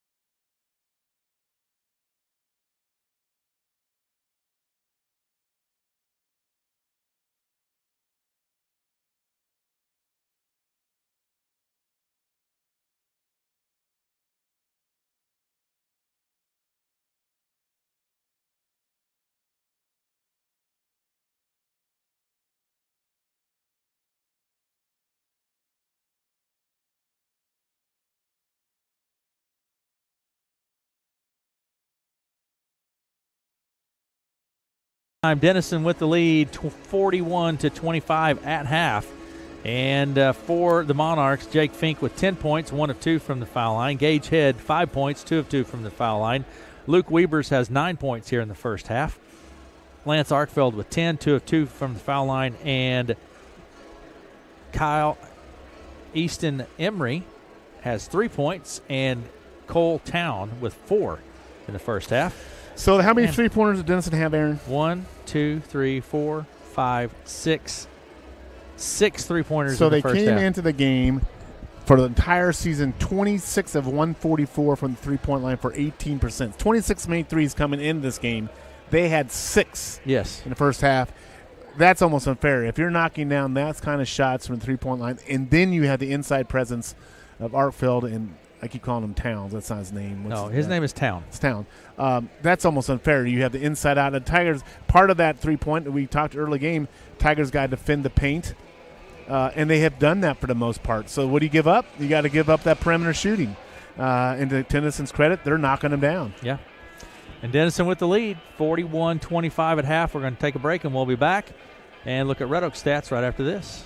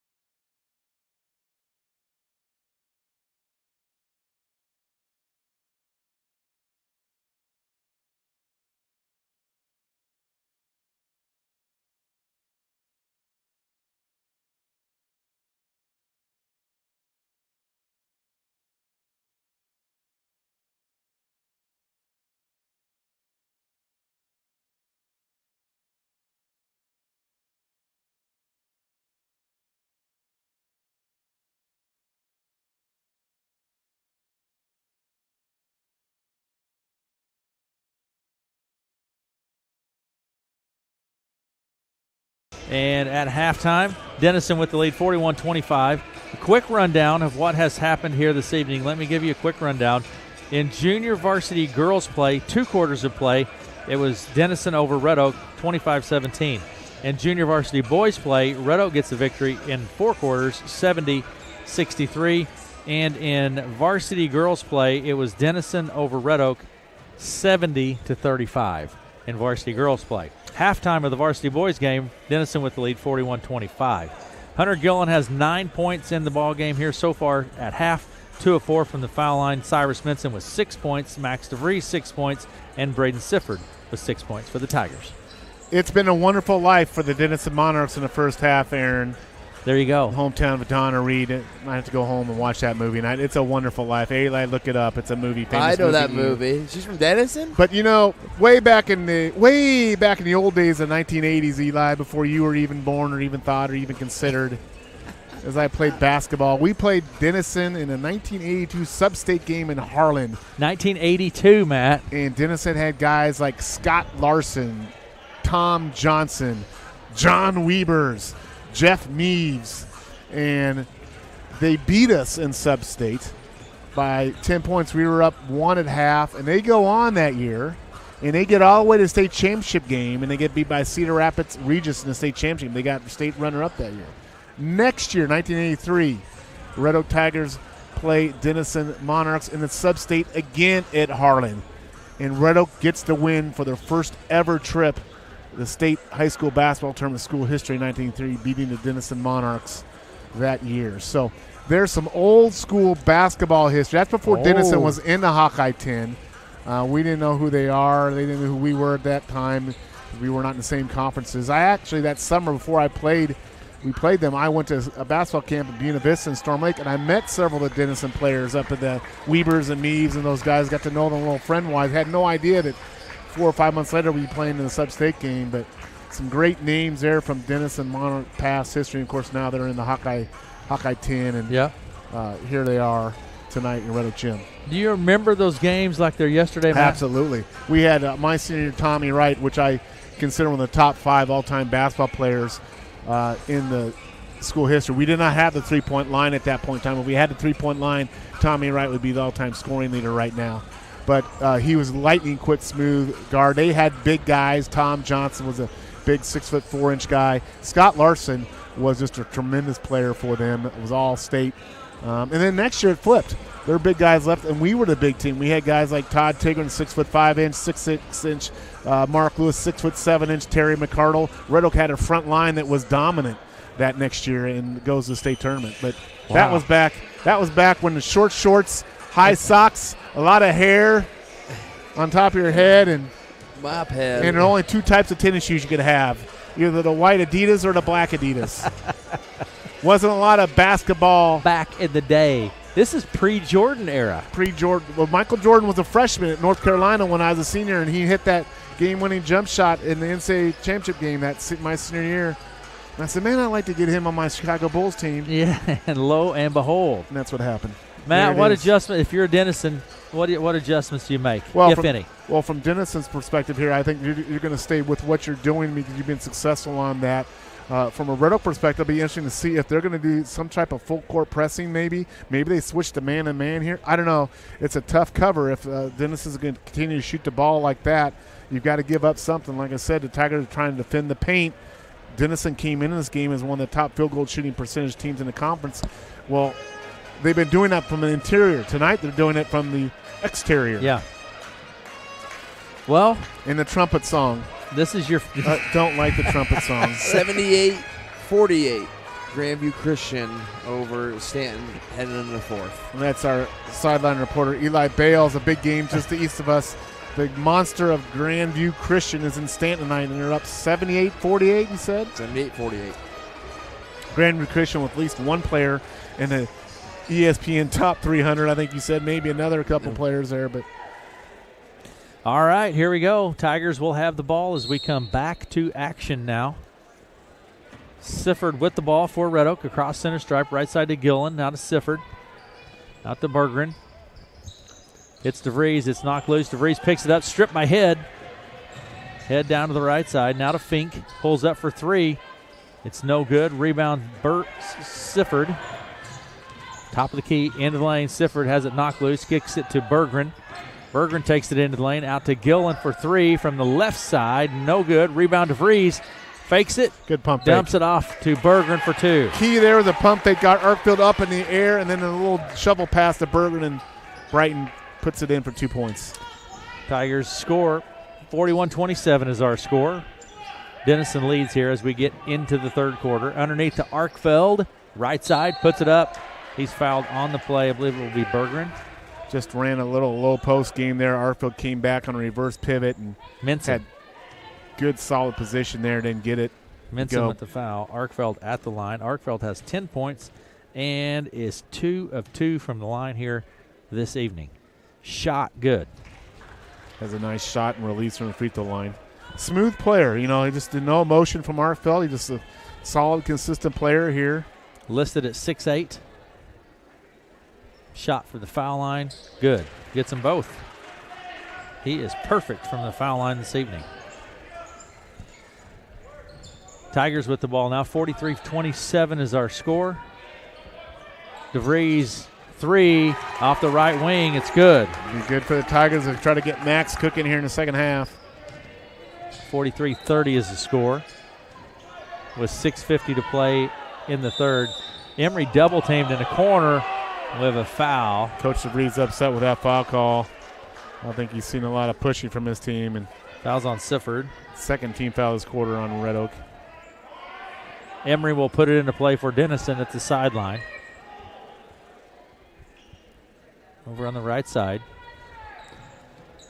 Weavers takes the three from the top. Not there. Rebound. Head. Hits Weavers on the move in the lane. Foul on the play. And I think that may be on Sifford again. If so, that's three. And it's the third team foul. It is. That's three on Sifford. Two quick ones. Schmidtke will come in for Sifford here. Sifford comes out of the ball game. All right, I think we're set and ready to go. Weavers will put it into play. Denison Schleswig with the lead. 43-30. What's the conversation here, Matt? I don't know. Inbound pass. Rest time for officials. Head for three off the left side. It's good. Gage head. 46-30 with 6.5 minutes to play in the third. Monarchs lead. Over to the left side to Gillen. Down the corner, Minson for three. No good. Rebound on the backside. Weavers, he's looking for the deep pass. It's not there. He pushed it across the timeline. Quick. Now to head, top of the key, around to the right elbow. Out to Fink. Fink comes to the top. Back left into the lane. Head to Weavers. Weavers to the top of the key. Good ball movement. Good rotation by the Monarchs there. And Weavers snaps the net from the top. Yeah, Monarchs are just in a rhythm offensively here. And it's tonight. 49-30 with 5:48 to play. You know, they're not in a rush offensively, Aaron. They're just like they're under control. Good jump stop there by the Tigers. By DeVries. Picks up two more. 49-32. Fink takes it to the hoop with the left side right hand and scores two. He's fast and quick and went right around the Tigers there for the bucket. Down to DeVries, 5:27 to play in the third. DeVries fakes it. Left wide open, takes the shot. No good. Rebound Arkfeld. Stripped loose by Berggren, and Berggren's whistled for the foul.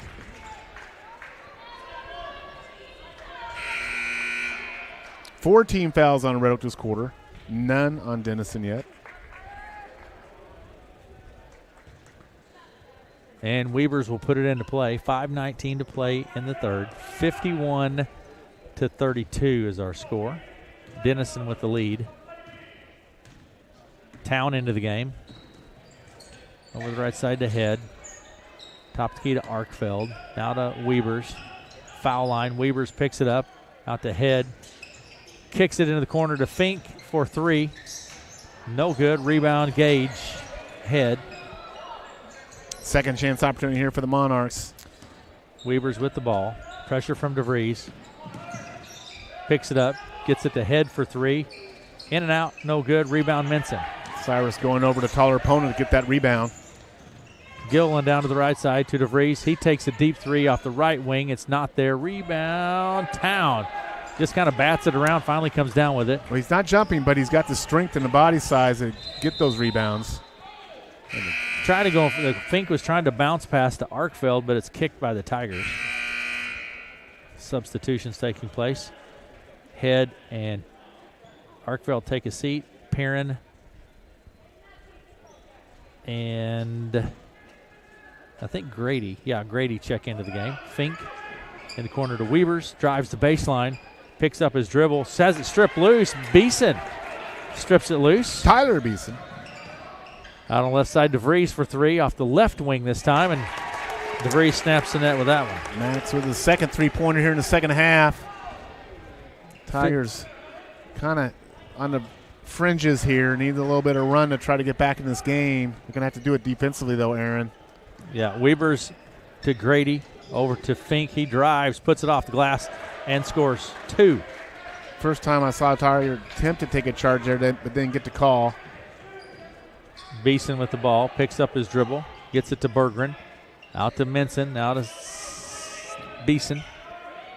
Drives in, hits Minson on the move, partially blocked, and goes out of play. Tigers ball. Coming into the ball game, Carson Roeder, freshman. Roeder. Beeson takes a seat. DeVries will put it into play for Red Oak at the baseline. To Minson, right side. Now to Roeder, a freshman. DeVries Blocked. again, I think that was partially blocked and chased down by Fink. Fink's going to take it across the center stripe. Left side, left wing, down to the baseline. Perrin looks at the three. Underneath Town. He spins, puts it up. No good. Rebound Gillen. DeVries trying to get the offensive foul. Gillen to the hoop for two. Hunter with 11. Nice drive by Hunter Gillen. Fink across center stripe. Arkfeld out of the game now. Getting ready to come back in, though. Fink takes it down to the blocks, puts it up. It's no good. Rebound Minson. And Fink tries to reach in and knock it loose, and he gets whistled. That's three on Jake Fink. Bennett Johnson getting ready to check in for the Tigers here. Aaron going to come in and give Cyrus Minson a rest. Arkfeld back in the game for the Monarchs. All right, here we go. 2:54 to play in the third. 53-37. Denison with the lead. Inbound pass to Roeder. Carson Roeder across center stripe. DeVries on the right side. Now to Berggren. Gillen to Roeder out on the left wing. Top of the key to Berggren. DeVries takes the three off the left wing and snaps it. Max hitting from the left and right wing. Not political. Left wing, right wing. He can go either direction. That's going to your holiday control committee again, Matt. Shots up, no good. Rebound, Perrin, but we're going to have a foul on the play. I think Gillen maybe. But, you know, three-point shooter, that's the thing about Max. Max can hit that three from the corner, from the wings, from the top. We've seen him. He doesn't really have a favorite spot. A lot of your three-point shooters kind of have that favorite spot they run to. But Max is equally effective all around that three-point line. It's DeVries, actually his second foul, and it's going to send Perrin to the line. I think Max was sitting on 4 points at half, and he's, 17 now. Shot from Perrin is good. It's Chandler Perrin. But it seems to me the Tigers have slowed their offense here a little bit in the second half. They're not as frantic offensively. Second shot from Perrin is up. It's no good. Rebound Gillen. Hunter takes it to the blocks, kicks it to Johnson. It's knocked loose on the floor. Roeder picks it up. DeVries from the top of the key into the lane. Takes it right to Arkfeld and puts it off the glass for two. And that's how you attack. You take it right into the chest of the big guy and you either get fouled or you get the bucket, and he got the bucket that time. 54-42 is our score. Denison leads. Monarchs lead. Weavers takes it to the hoop. Puts it up, no good. Arkfeld with the board and the putback. It was a dribble drive that created that putback, though. Minute 46 to play. There's DeVries for three again off the right side. And he'll have three. He'll go to the line. Three-shot opportunity here. Foul's going to be on Head. Max can cook up quickly.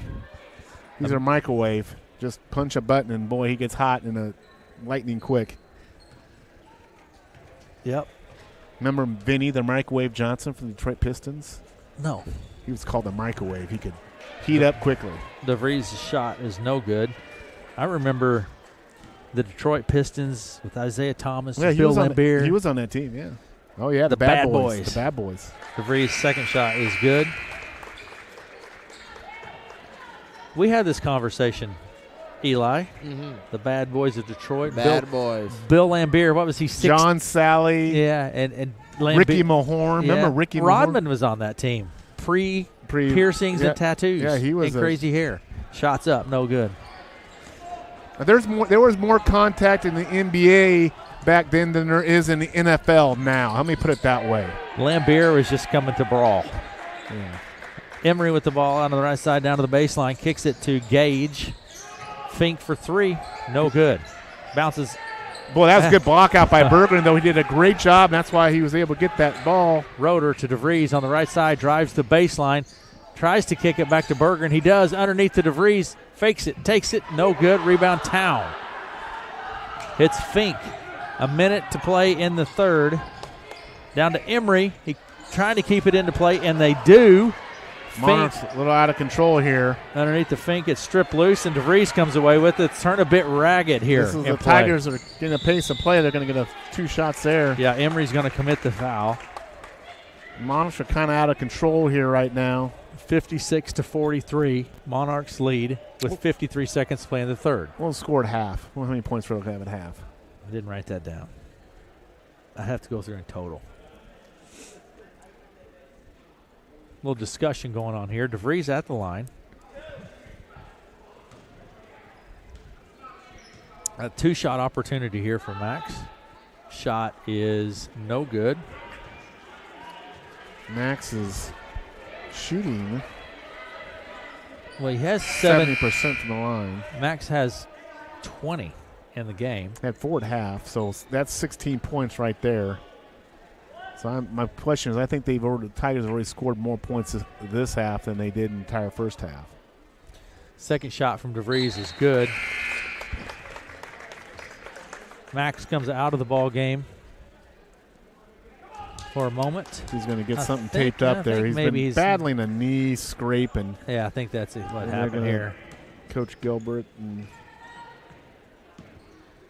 Denison with the ball, 47 seconds to play in the third. Arkfeld, top of the key, over to the right side to head for three. Deep three, no good. Rebound, Gillen. 37 seconds. Gillen across the timeline quickly. Bounce pass to Bergeron, up and no good. Rebound. Oh, that would have been a big one if the Tigers could have got that. 29 seconds to Fink. Fink slows it down. 22 seconds. Tigers are on the fringes here a bit. Could here at the end of the quarter be big for the Monarchs. Monarchs, Fink with the ball. We're going to have a timeout on the court. 15 seconds on the clock. I think the Monarchs kind of gotten away from what they want to do here in the last couple minutes. Coach Fink's going to get the horses back in the gate here and kind of get them all aligned because a little out of sync there. That's a rodeo term for you. Yeah, right. Get them back in the gate. Put them in the shoot. Put them in the shoot. Put them in the shoot. Then they'll crack a latch and let them go. You rodeo, you Cowboys. 57. One of my favorite all-time movie is John Wayne movie, The Cowboys. You seen that? I remember that. That's a good movie, man. In Belfouche, South Belfouche, South Cattle Dakota. Drive. Yeah. Belfouche. My understanding is Belfouche is quite the place. 4th of July rodeo. There you go. Governor Christy Noem will be there. You betcha. Yeah. Silverado's my other good Western, like Silverado. Kevin Costner. Yeah. That's a good one. I like that one. All right. 56-44. 15 seconds remaining in third. Monarchs with the ball. Fink at the center circle. Round to the right side. A lot of pressure from Roeder. Underneath Arkfeld. Backs his way. Has it stripped loose. Back into play. Minson grabs it. Outlet pass goes to Gillen. Doesn't get it off. It's blocked by Weavers anyway. That's going to do it for three. 56-44 as we head into the fourth. We'll be back right after this.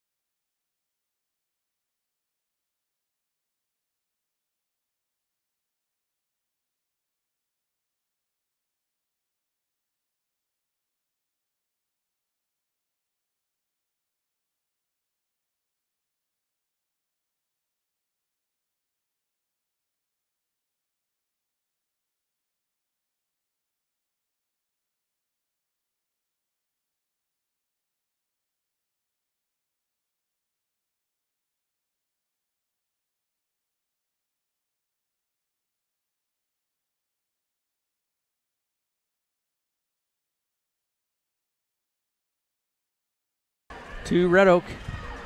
Here we go, fourth quarter. Denison leads 56-44. And big quarter that quarter for the Tigers. Yeah, Tigers played much better that quarter here. They're kind of in the fringes here, but they've got Tigers' perspective. They got to maintain that defensive discipline here and get good shots offensively.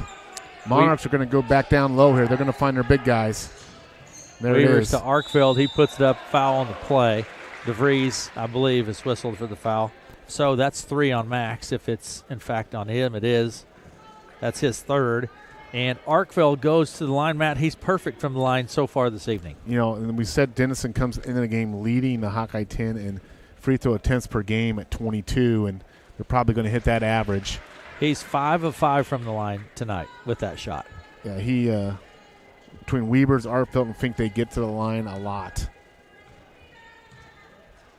Second shot is up, and it's good.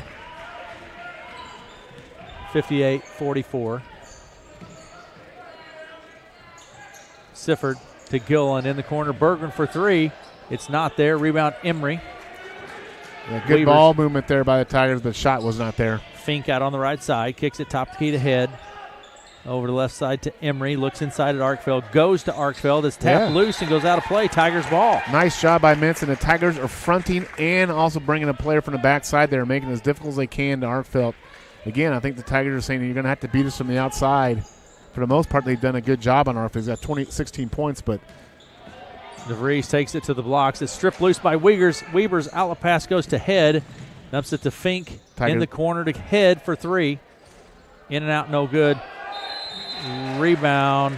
Arkfeld, and the foul's going to be on Minson. I tell you, the Tigers did a good job getting back on that break, but they weren't able to get set in their low post defense because of that, and that's why Arkfeld was able to get that rebound.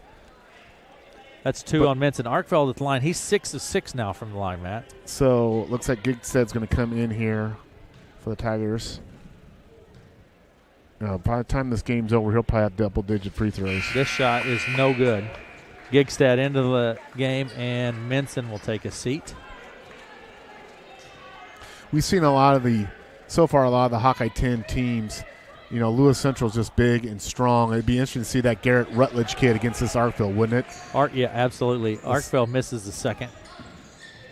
Yeah, he's a stout kid. Yeah. DeVries into the line, has it knocked loose. Weber's quickly to the other end, hands it off to Fink, and we have a foul on the play. Berggren or Gillen? Turnovers lead the offense. Second time they slap the ball out of Max's hands. They're very active. And Berggren gets his third. And Fink will go to the line now. Jake Fink. And he's 1 of 2 from the line this evening. Denison just wearing out the free throw line now. That shot's good. With that, Fink has 10, 12, 15 points in the ball game. And Fink is a senior, 5'10 senior. 59-44 is our score with 6:49 to play in the ball game. Shot from Fink is good. 60-44. Sifford into the lane, and he is fouled on the play. The foul will be on. Call that on Fink. That's 4 on Fink. So he's coming out of the ball game. Town into the game. Inbound pass from DeVries at the baseline. All the way out center circle. It's knocked loose. Picked up by Weber's to the other end, and layup little fingertip rolls good. Defense turning to offense for the Monarchs, turning the Tigers over here. 3 or 4 steals here in the last possessions. Sifford into the lane, puts it up, and it's no good. Rebound Emery. And that will be the 4th foul, team foul on the Tigers. The Tigers are really stacking up the fouls now. We're going to have a... Berggren gets his, I think that's his 4th as well. It is. Timeout on the court, Matt. 6:29 to play in the ball game, 62-44, and we will be back after this.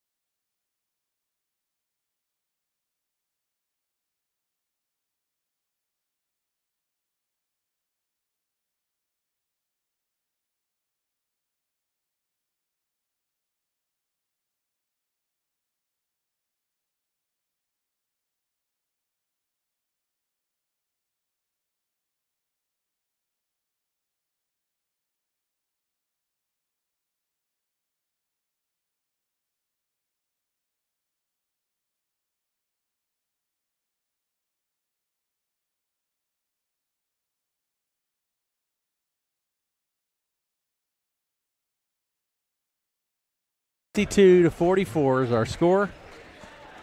I was complaining about my dinner. I only had a hot dog for dinner. Mine's Frito pie right now.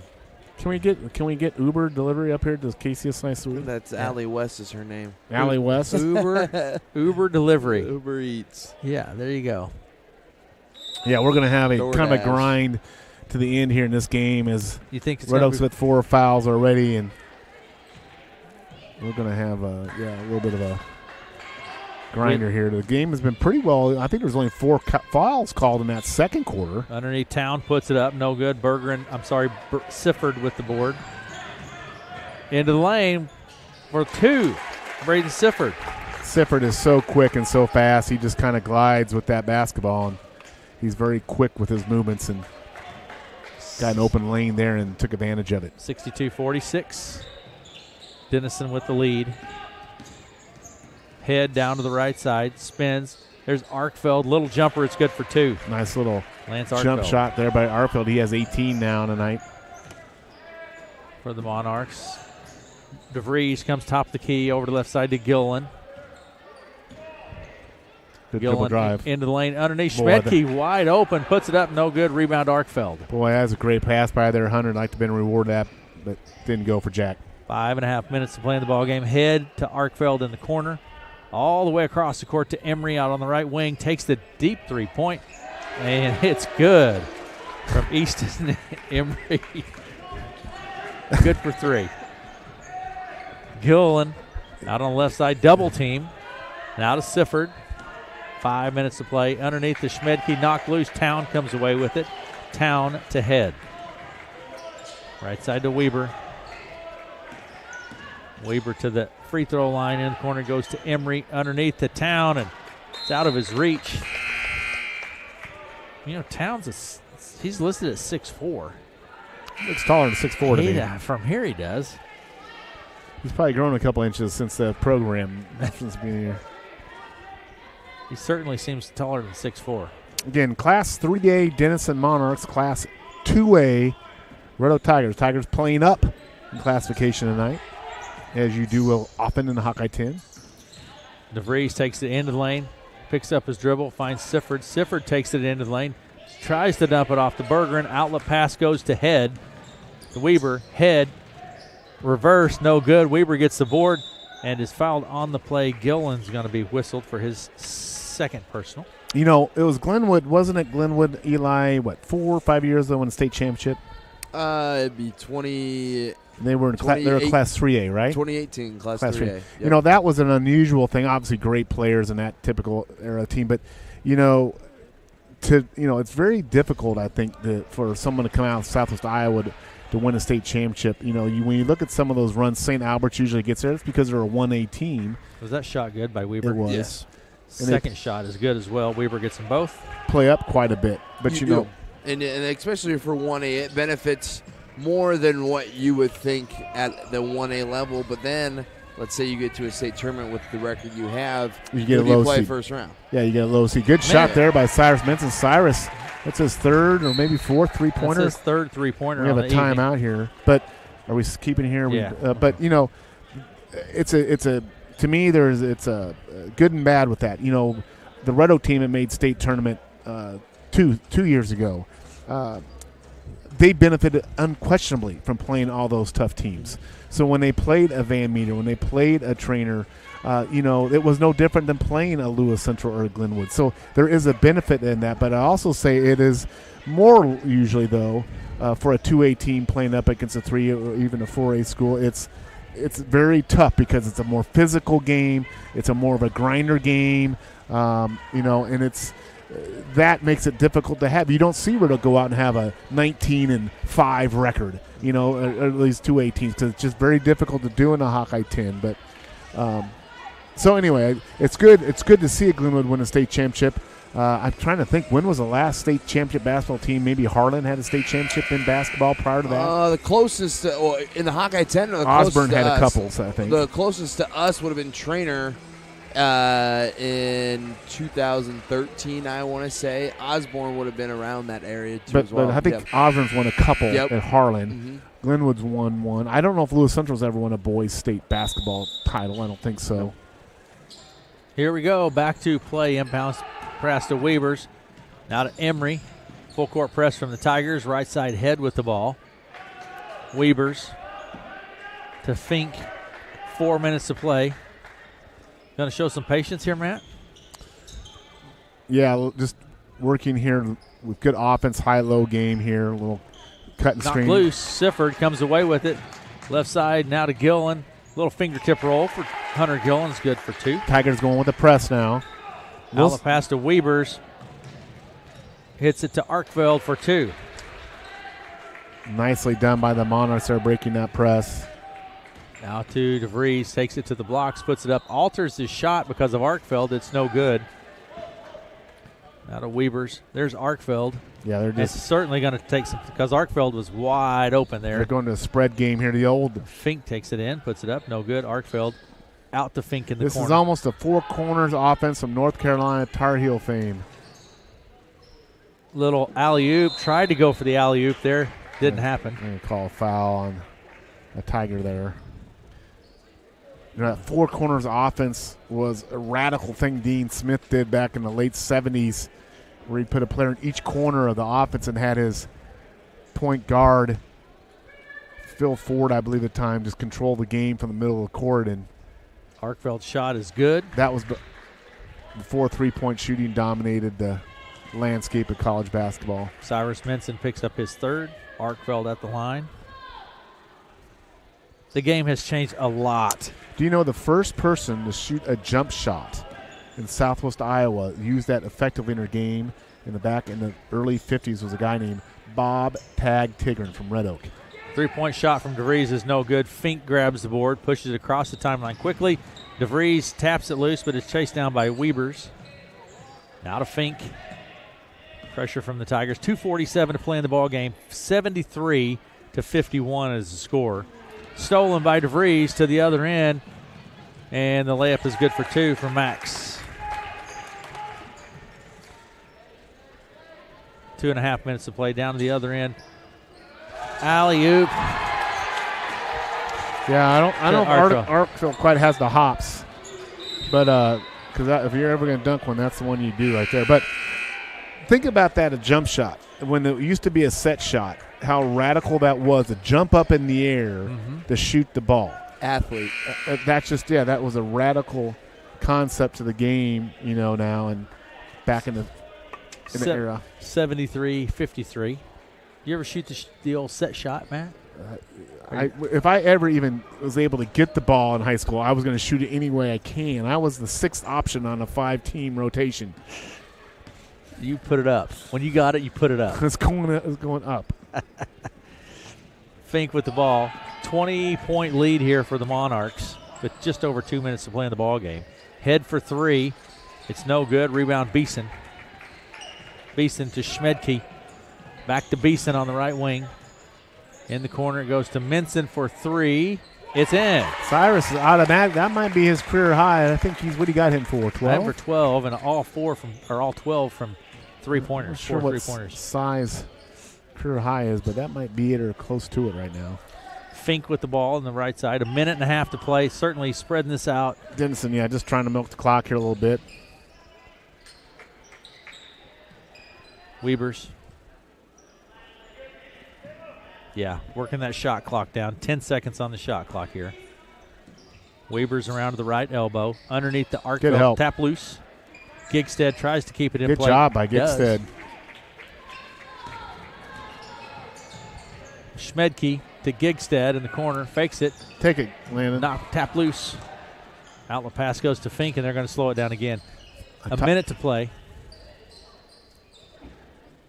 And the Monarchs just taking time off, working that shot clock down. 25 seconds on the shot clock. So the Tigers will go into break. Tigers will have a good 2.5 weeks off here with Christmas break, and they'll come back and really get into the grind and see. And they're going to see a different set of teams: Atlantics, the Crestons, St. Albert's. Fink for three from the top. They're done with the Lewis Centrals, the Harlans, the Kempers. So, and then they'll have a lot of good non-conference games. So Tigers have an opportunity in the second half, Aaron, to catch their stride and to regroup. Weavers across the center stripe. I think they're just going to work it down here, Matt. That's probably going to be our final score. 76-56. And time's going to expire. Head's just going to dribble the ball.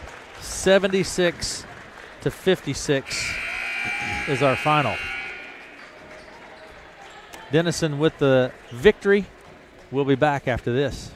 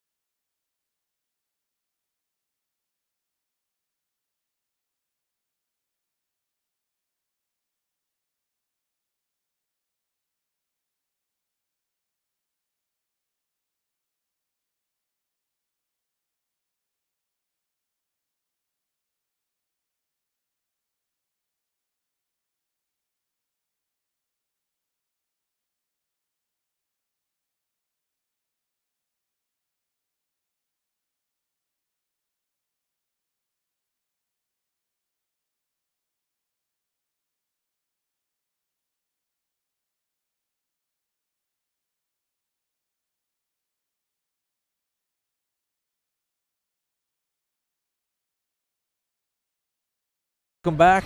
Join now head coach of the Red Oak Tigers, Coach Ron DeVries with us. Coach, what did you see from the bench? Well, I guess if you're coming to Red Oak to play us and you're in a shooting slump, you should be happy. Because Harlan shot 42% from 3 against us. Underwood shot almost 50, and I don't know what they shot tonight, but they came in. They came in the game with 7 3-point makes on the year, shooting 22%. Yeah. And they had 7 at half. Yeah. So I evidently the Orange Gym in Red Oak is a great shooting gym if you're not wearing a Red Oak jersey. Well, you know, I don't know what your defensive plan was, but I mean, obviously, I thought the plan was solid. Try to take away the low, try to make them hit the outside shots. And I think for the most part, he controlled Arkfeld. No, I mean, I can't fault the boys. They did exactly what we asked. We were gonna double down on Arkfeld and make Weebers and Fink beat us from the outside. We didn't want them to get to the line. We actually did everything that we wanted to do, but I mean, you just can't plan on shooting. I mean, if you can hit your outside shots and get your inside game going, that's tough. That's tough. Defensive cover. You know, they started making threes. We had to come out and guard him, and then, I mean, he's 6'10" and skilled. It's tough to get around that. So, Coach, you look at your season in terms of types of seasons. You have the pre-Christmas, after Christmas, of course, playoffs. In the preseason, Christmas is done now. Yep. Come through a brutal schedule, 3 and 6. It's almost like you get a good 2 weeks layoff here, kind of regroup. And I hate to say it, but it's almost like you're coming back and you're going to play kind of teams your size now, coming out after break. I mean, nobody's more disappointed than I am. But, you know, we're one bounce away from winning the Clarendon game, and we're one rebound away from winning the Harlan game. So in my mind, I know the record doesn't show up, but we should, you know, be 5 and 4. But we're not. We got to get better. We got to get better at everything. You know, we're not the deepest team in the world, and we need to work on our bench. We need to work on getting more kids in. We get tired at times. I thought Cyrus Minson played well tonight. Yeah, you know, I mean, we didn't play bad. I don't have my stats on it. I'm sure we had too many turnovers, and our shooting percentage has to get better. We just, you know, we're missing too many layups. We're missing too many open shots that I mean, you just can't miss those to win in the Hawkeye 10. Well, all in all, the thing I was worried about tonight was Christmas vacation coming too soon. Your guys were engaged in the game, into the game, played hard, I thought, the entire game, and that's what you need. You ask your kids every night, that effort, and you certainly got it tonight, I thought. Yeah, I mean, we had it back to 11, I think, there for a little bit, and they called a timeout. We were getting along pretty good, and then, you know, they make a defensive switch to where they start doubling Max. I think he had a good third quarter, and then we got to have some other kids stood up to put the ball in the hole. So. Well, Coach, you deserve a Christmas break, my friend. You and your other coaches. So, yeah, you may have some scrimmages, I'm assuming, over break or something like that. Yeah, Saturday, December 30th. We just found out this morning we'll be scrimmaging Essex, but that will be. It's not open to the public. It's just kind of a shared practice more than anything. Then we'll come back right after break with Maryville coming to town. Ooh, they are a tough. That is one tough team. They're a state title contender in the state of Missouri. So the Spoof Hounds. Yes. Well, I appreciate you telling me that. Well, I've tried to tell you most of your schedule's easier, except for that one coming out second half. They're all tough. That's not true, but I mean they're all tough games. But you really have had a gauntlet the first half of the season. Well, and I don't know, you know, I mean, people rank schedules and stuff like that, but in my opinion, I don't know of any other team that plays all of the – I mean, we've played Kemper, Lewis Central, Harlan, Denison, Underwood. Back-to-back, too, Harlan. Back-to-back, and then, I mean, really, we haven't had any breaks. I mean, Shenandoah is much improved. Clarendon's a good team. I mean, East Mills took us to the wire. Absolutely. So, I mean, there's a lot of good teams in the area, and if you don't come to play every night, you're not going to get a win. Well, I hope Santa brings you rest and relaxation and a whole bunch of W's after the Christmas break. I hope so too. All right. Coach DeVries, thanks for coming. Thank you. Head coach of the Red Oak Tigers, Ron DeVries, with us, and thanks to Coach DeVries for always coming up and visiting with us. Certainly appreciate that. So, Matt, thoughts here? Hey, you know, Red Oak get good effort, but taking away something defensively is very difficult when the other team's dropping 7 3-point bombs on you, and then they got big guys down low. But give credit to Monarchs. They played well tonight. All right. Quick look at here at some stats from this game. And for the visiting Denison Schleswig Monarchs, Jake Fink finishes with 19 points, 2 of 4 from the foul line. Chandler Perrin, 1 point, 1 of 2 from the foul line. Gage Head, 8 points, 2 of 2 from the foul line. Luke Weaver, 16 and 2 of 2 from the foul line. Lance Arkfeld, 22 points, 8 of 10 from the foul line. Looks like Easton Emery wraps up the evening with 6 points on the evening. And Cole Town with 4 for the Monarchs.